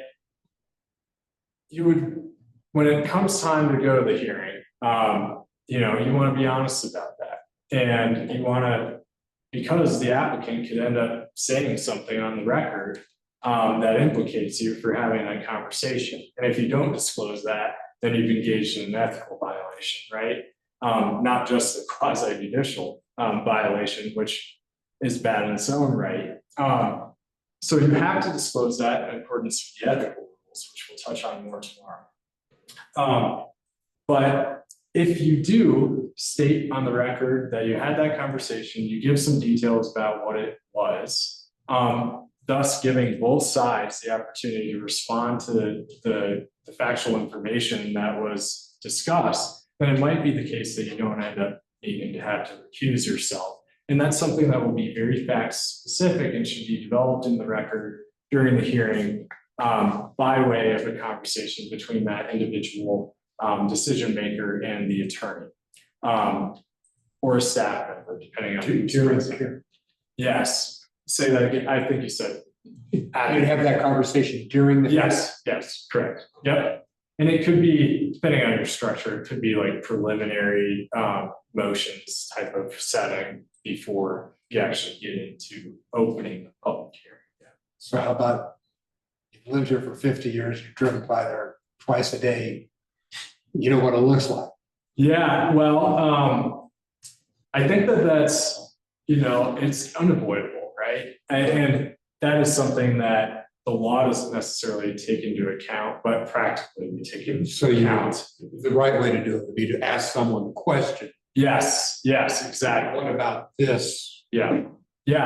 And then you want to be careful in your responses to, in your replies, the responses to your question, just to say, you know, you don't want to be like, I saw this on the property, because then all of a sudden you're getting to a point where who can contest what you saw? You know, that's why you want somebody else who's seen it and given you to be able to respond to your questions rather than doing your independent investigation, right?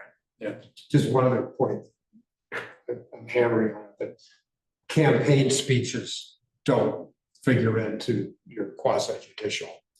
Oh, right, before your decision. Yeah. If you keep pushing it, Yeah. I know there's a hearing coming. That's right. So I think a good way to delineate that is if, you know, you were adamantly opposed to something, or you were adamantly in favor of something prior to the time that you get on to the commission or to the board. That's all fine. But once you sit as a planning commissioner, your hat has changed. You've got a different hat on, and you've become a part of the commission and one part of that decision-making body, and you have to hold that interest above your own.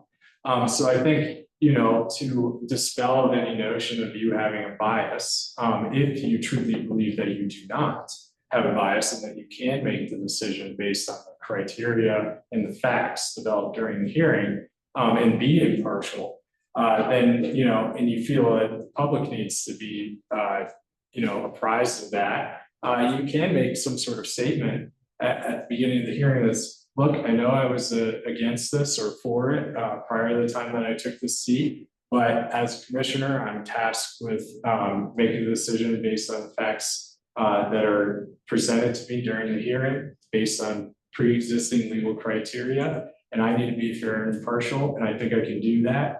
And will do so as one member of this commission. If you feel, you do have to self-police. If you do feel that you still have that bias and that you aren't going to be able to make that decision as you're tasked with, then that's when you would state that bias and you would recuse yourself and not attempt to influence the decisions of any of the other commissioners. That's a really difficult thing because It in a is. town this size, it's so small and people have been very active in the organizations around here. So if you've been actively involved in an organization, then you get on the board. And yet, this organization has been very near and dear to your heart. You've used it financially to promote, arts or whatever, your own arts. And then you get on the board. How can people really be unbiased? I mean, I guess Yeah. we try to be, but it's just like, some people actually get on the board with the thought that I'm gonna make sure arts, I mean, I'm not dissing arts, but that's one that, we have a lot of nonprofit.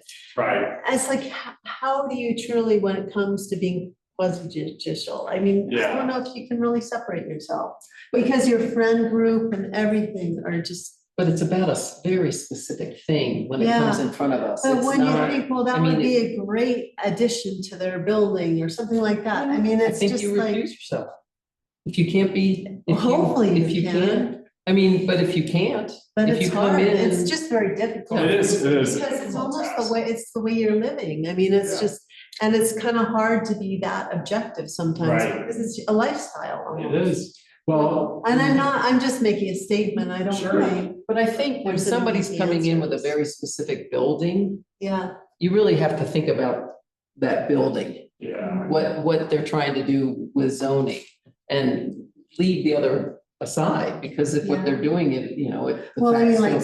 setbacks or something like that. Right. Well, Yeah. But again, I mean, like, we've had Rick have to recuse himself because his son was working on the Oh, yeah. building down here. Yeah, He wasn't doing it, but his son was. So I think it's- Rick really understands all. Yeah, that. so he knew, there was a financial thing with Yeah. his son, so he recused, and he left the room during the Yeah, hearing. you're supposed Is that to. required to leave the room? It's not specifically required, but what is required is that you don't attempt to Really? influence the decisions of other people, and we suggest leaving the room Yeah. because even nonverbal communication can attempt to influence. So I would just say that I think the mayor's statement about having to make the decision based on the specifics of an application is a good statement because it makes it a little bit easier, right? You are opposed to or in favor of the arts in general, but when it comes to a specific application, I think in that instance, you can really hone in on criteria. And if you make a commitment to yourself to do that, and it shows through the way that you made the decision, right? It's going to often be clear if you make a lot of statements on the record that show that, okay, you're making this decision not based on the criteria, but based on what we already knew was your bias. That's going to kind of be clear. But ultimately, if somebody does it right and they have this bias and they're like, well, let me handpick these criteria, that's probably going to go unnoticed.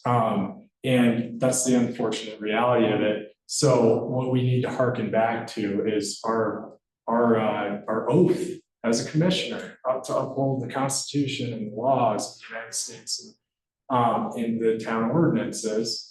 And if you're violating that oath, then you're doing disservice to the town organization. So the criteria, you go back to that, and I don't think we have good criteria. I mean, I've never really seen really good clear criteria for anything. Well, and you're talking about Variances. criteria in the code. Yeah, yeah, variances. Yeah, things that need to get We beefed up don't in. have good criteria, so that's gonna be really important. That is Process. tricky. Yeah. Yeah, so I think we've harped on the rest of these. I mean, a judge, right? Think about a judge in their chambers, they're they are actively avoiding any news about something that they have before them that's coming down the pike and that's eventually gonna end up on their docket, or that's already on their docket. They're going to avoid information about that, and they self-police in that way.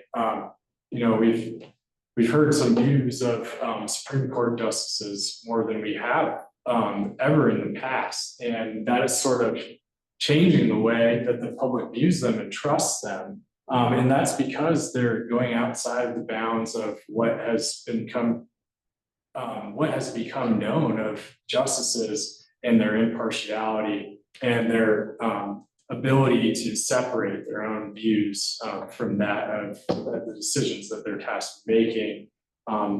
So you have to silo yourself and you have to self-police, and that's just the fact of the matter. And you know, I think it's the best that you can do.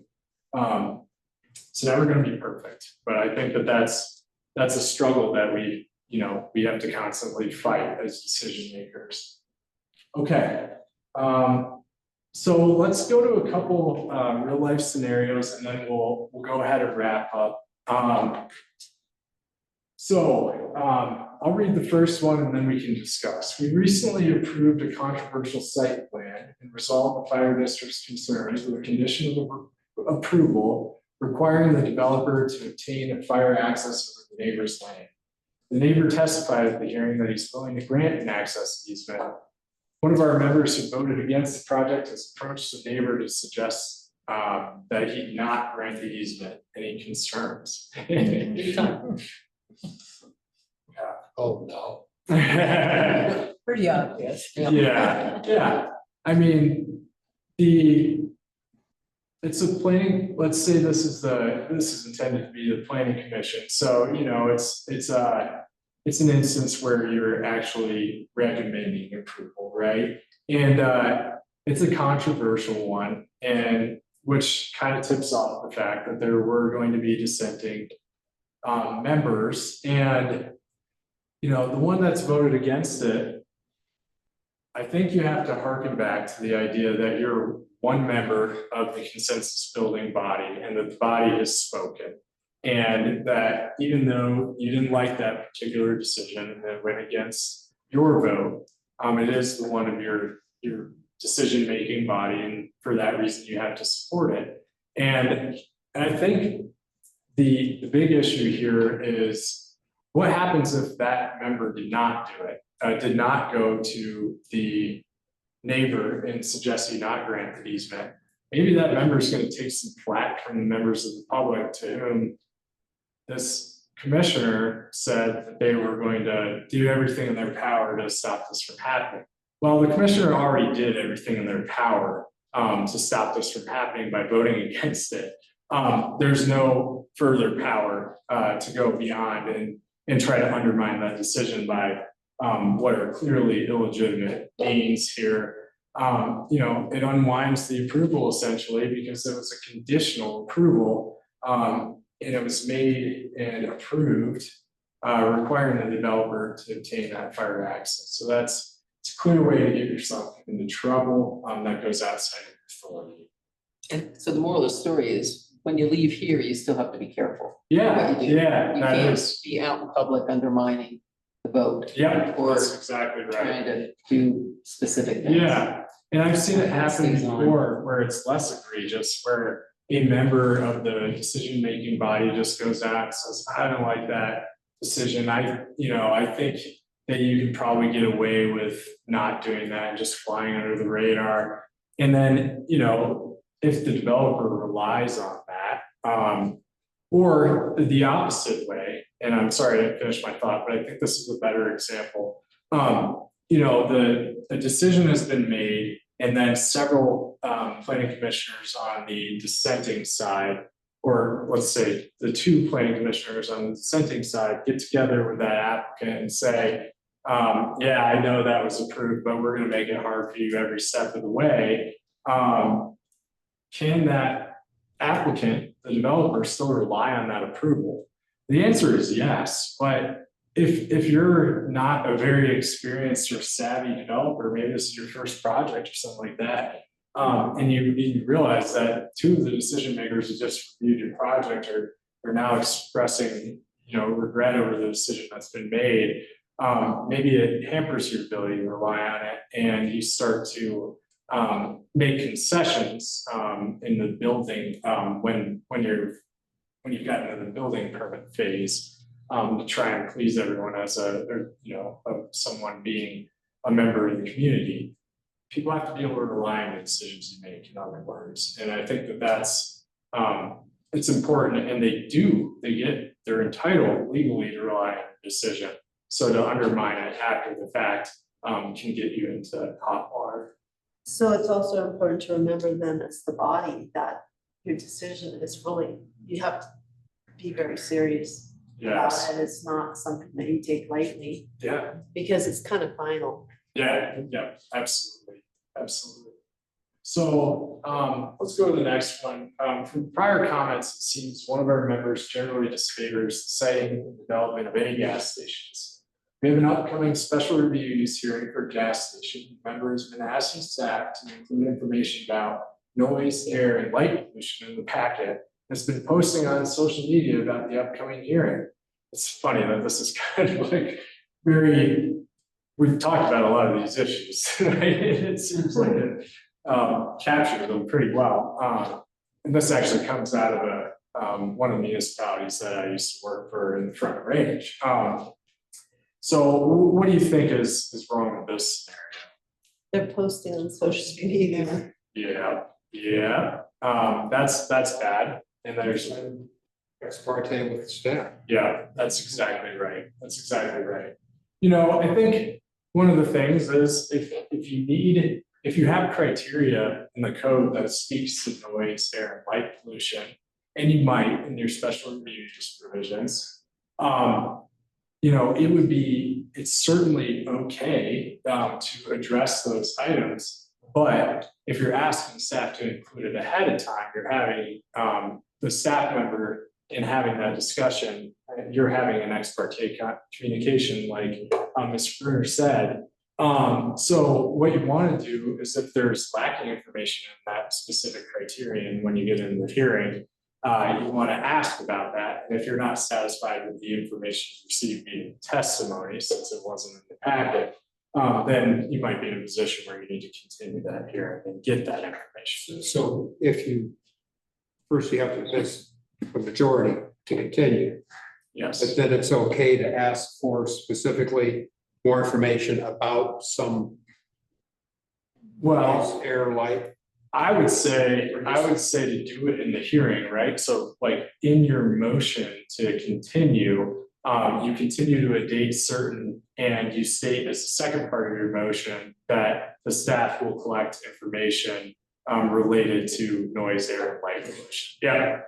But yeah, same way to get there. But again, you can only ask for things that we have in our code. Yes, exactly. Yeah, And if you have an issue that's not code, you can't do it. right. Okay, thank you.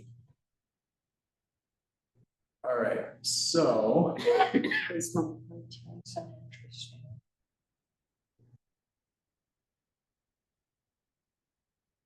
okay, we have two more scenarios, and they both use the same fact pattern more or less. And then we'll get you out of here. So the commission has been informed of the town's receipt of an application from a local winery requesting to develop a wine tasting room in downtown Peoria. The application will come before both the planning commission, then the board. Commissioner Nick is enjoying a concert at Blue Stage when the owner of a business adjacent to the proposed tasting room site approaches him and begins talking about how the town's approval of the tasting room will damage his business interests if it's approved. The proposed number of parking spaces, and requests Commissioner Nick's commitment to deny the application unless the applicant increases parking. How should trustee Nick, I meant to say Commissioner Nick, respond? Yes, yeah. More or less it's an ear covering situation, but you can be equipped to handle these situations and in a way that empowers both you and that member of the public, that interested party, by saying something along the lines of, I'm on the decision-making body. tasked with reviewing this application. And I will, parking is one of the criteria, one of the listed criteria when it comes to making that decision. So I will need evidence about the parking situation once I'm tasked with that decision, but I can only consider that evidence if it's submitted into the record. So I encourage you to come to the hearing, and you will be notified via it says adjacent, so you'll be notified via mail when that hearing is taking place. So please do come and state your views then, and I encourage you to focus on the criteria that you find relevant. And, if you haven't stated enough to say that you need to be fair and impartial, and that you need to make that decision based on the evidence and testimony that's submitted during the hearing, I think you can talk about how it empowers you as a decision maker and to not hear this information now and to make your decision based on everything, even views that might differ from that person. I don't know if that will be satisfactory to them as the first part of the statement, but I think ultimately you just have to encourage that person to come to the hearing. Make sure you let them know that you're interested in what they're about to say, but you can't hear it, in other words. And you would have to disclose that at the hearing, I think this conversation. I think you would, if you started to, and that's the next part of this. What if a trustee commissioner, Nick, engages? I apologize for that. And the question is, has Commissioner Nick engaged substantively? If you've engaged in a way that says basically you can't talk about it, and you actually haven't committed a violation of due process by engaging in an ex parte contact, then you might not have an obligation to disclose it. I mean, you don't have an obligation to disclose it.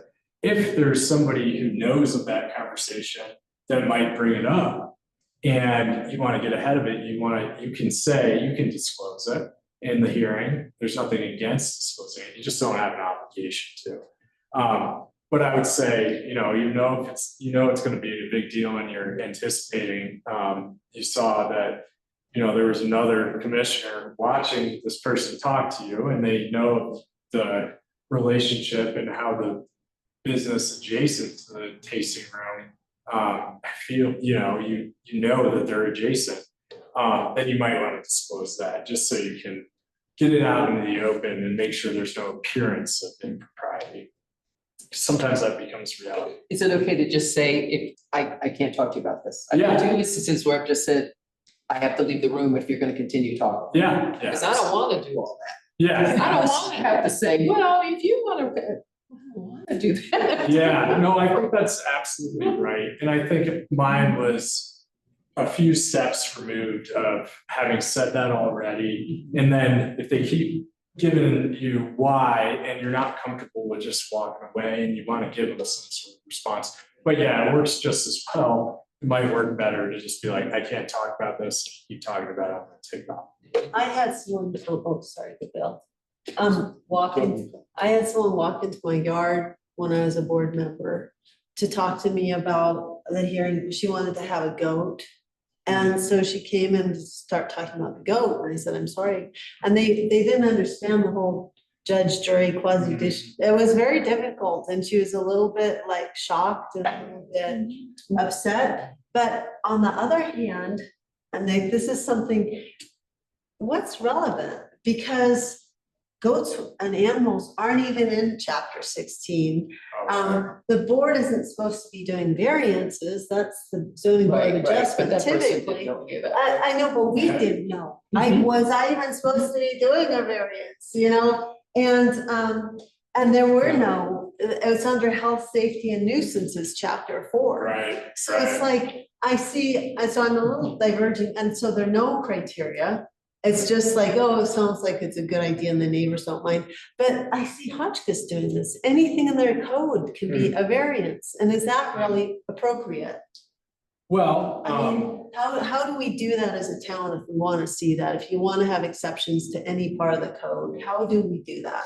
I think generally, as a board, you can make changes as the board of trustees. You can make changes to any parts of your ordinances so long as that hasn't been preempted by state law, or it's something that's otherwise unlawful that you're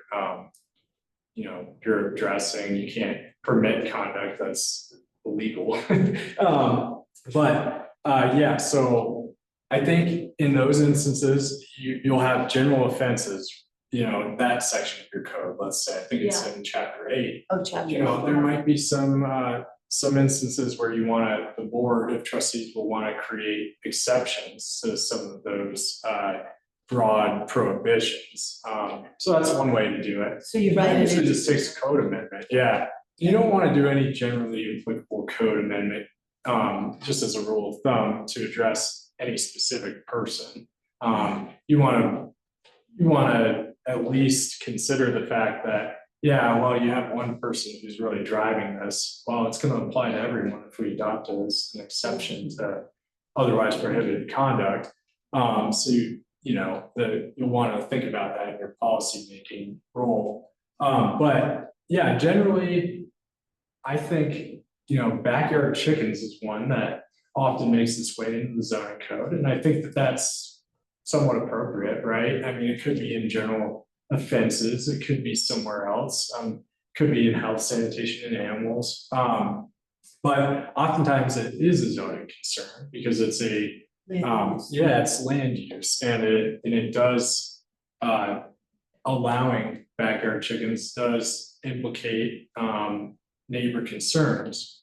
So it falls into the same vein as zoning in some instances. So the goats thing, yeah, that could be also something that would fall under zoning. So I think there's no hard and fast rule on that though. So it just depends on how you want to address it. So we look at our code, but I mean, should you be calling everything as using variance as a catch-all, or do we want to do special use or special, because it confuses the word variance, and if your zoning board of adjustment does land use variances, it starts confusing maybe what, unless it's in that land use code. I've never really heard of the term variance outside of a zoning or a building code issue, a subdivision too.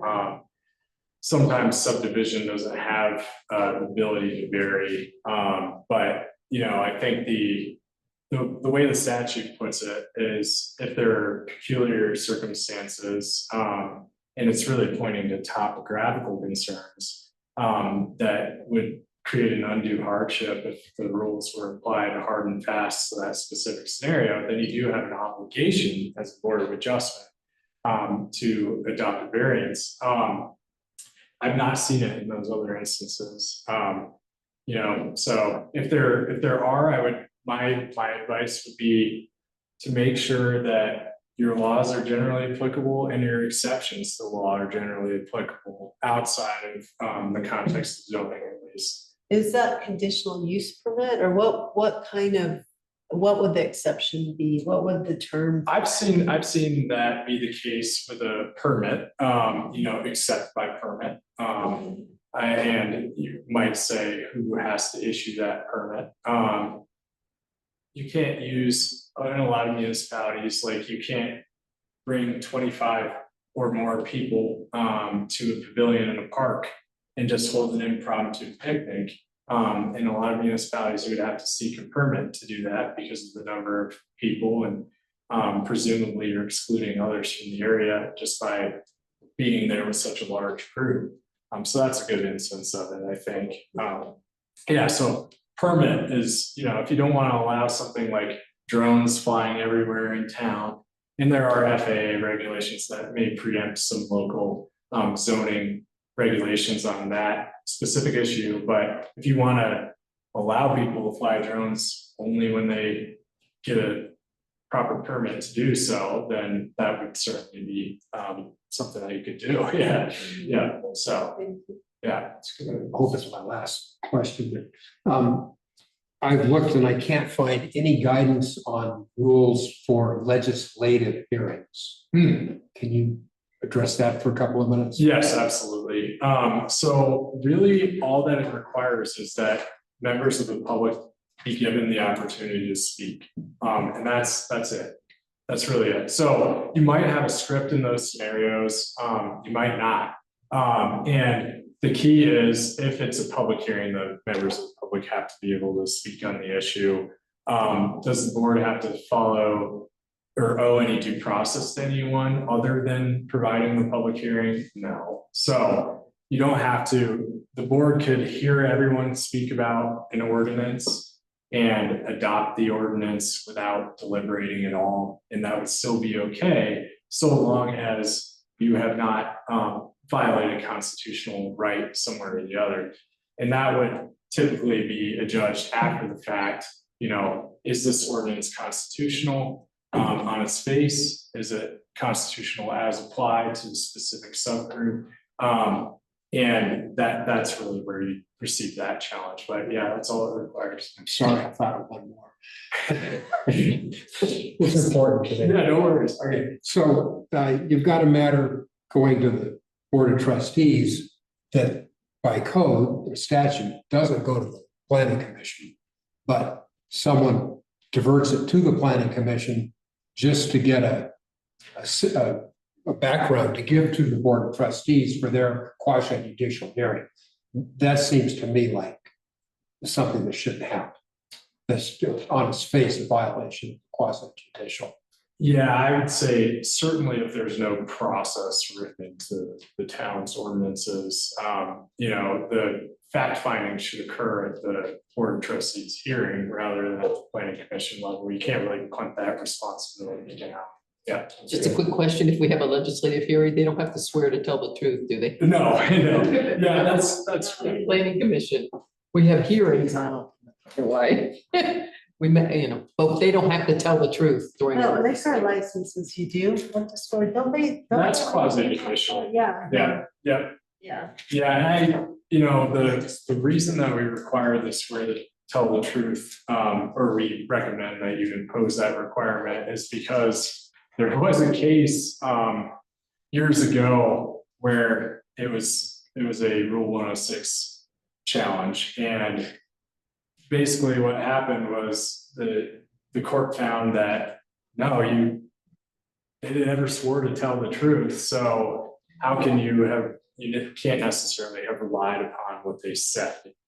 So that was a defense, that was an affirmative defense that was given, and it worked in a sense. So, yeah, you can't get upset with somebody for lying, if you haven't told them to tell the truth, I guess. It's an odd result, but. Yeah. So I'm sorry, so at public hearings, you're required to go to the podium, state your name and where you live, your address. Mhm. Well, I'm kind of wondering about people's right to privacy and YouTube.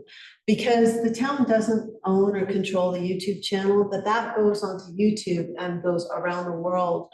And YouTube has privacy policies that if your name and address get posted, you can ask them to take down that video. So what would you suggest for the town for that? Is the reason why they have to state their address, is it really, I see it's necessary for the people in the room, for the record, maybe the newspaper, but to send it around the world on YouTube for ever and ever on social media, that seems like a real privacy violation at that point. I think that's a fair point. Yeah, how could the town get around that? Could you say, can you please write your name down for our record or something, or instead of? Yeah, a lot of folks do use a sign-in sheet, and I don't know exactly what the impetus of requiring stating name and address prior to speaking at the lectern. I think if I were to guess, right, one is to be able to contact that person in the future, should something arise or should something get brought up in their comment that needs further addressing. And, it would be a staff person most likely reaching out to them in that instance. The other could be to see if they're a resident of Paonia, to see how interested they are in a particular decision that's before the board or the commission in those instances. And I think obviously the second one can be solved, or addressed in the same way that by just, I mean, you can get to that same intent by just asking them if they're a Paonia resident or not. The first one, yeah, I think, you We always know, have a sheet. writing it down is the solution to that issue, I think. And, you know, local governments do have certain, they are subject to certain limitations on what they can do with information like that, right? In Cora, if somebody's a past or present user of a public facility, you can't provide their names and addresses. Now, are they a past or public user of a public or recreational facility when they're giving their address for purposes of making a public comment? I mean, that's an open question. I've never seen that's not been judicially tested or anything. But I think you could make the argument that it is, and that name should be disclosed. On the other hand, if they're offering it themselves in public, then it's not you who is disclosing that information, so core doesn't really apply. And it's not P2 or personally identifying information that you're sharing. That typically has to do with, you know, social security number, tax identification number, things like that. So, but there are, you know, there's privacy concerns in that if you're requiring them to make that statement and they don't want to, but you still require them to do it, then you might get into a situation where somebody could argue that their right to privacy is being abridged. And I'll just say that there's technically no constitutional right to privacy. Yeah. It's penumbral, which they got to a right to privacy by looking at a variety of different constitutional provisions and eventually crafted out of the justices themselves crafted a right to privacy. So and I think that that's probably in jeopardy with this Supreme Court in some ways. But anyway, I think there's no expectation of privacy in general, even with this judge-made law of the right to privacy. There is no expectation in anything that's in public. So yeah. YouTube owns the video, the town doesn't. So you can contact YouTube and ask them to take it down. Since the town doesn't own it, I think YouTube would contact the town and say, you know, we've been asked to do this, but the town has no ownership of that YouTube video. It belongs to YouTube. Yeah. But I mean, when you think of the internet world and people have your image, especially if it focuses up close on your face, they have the sound of your voice, they have your address. People can triangulate so easily and gather so much information about people.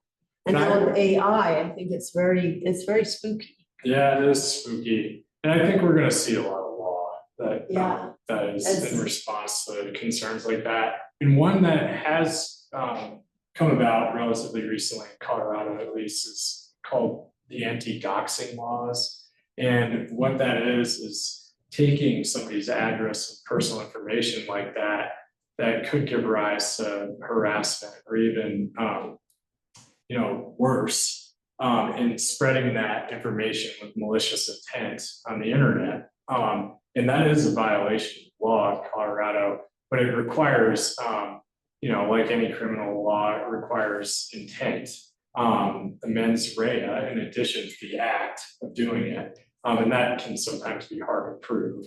So it's not perfect, but there is a law that's intended to prevent that from happening.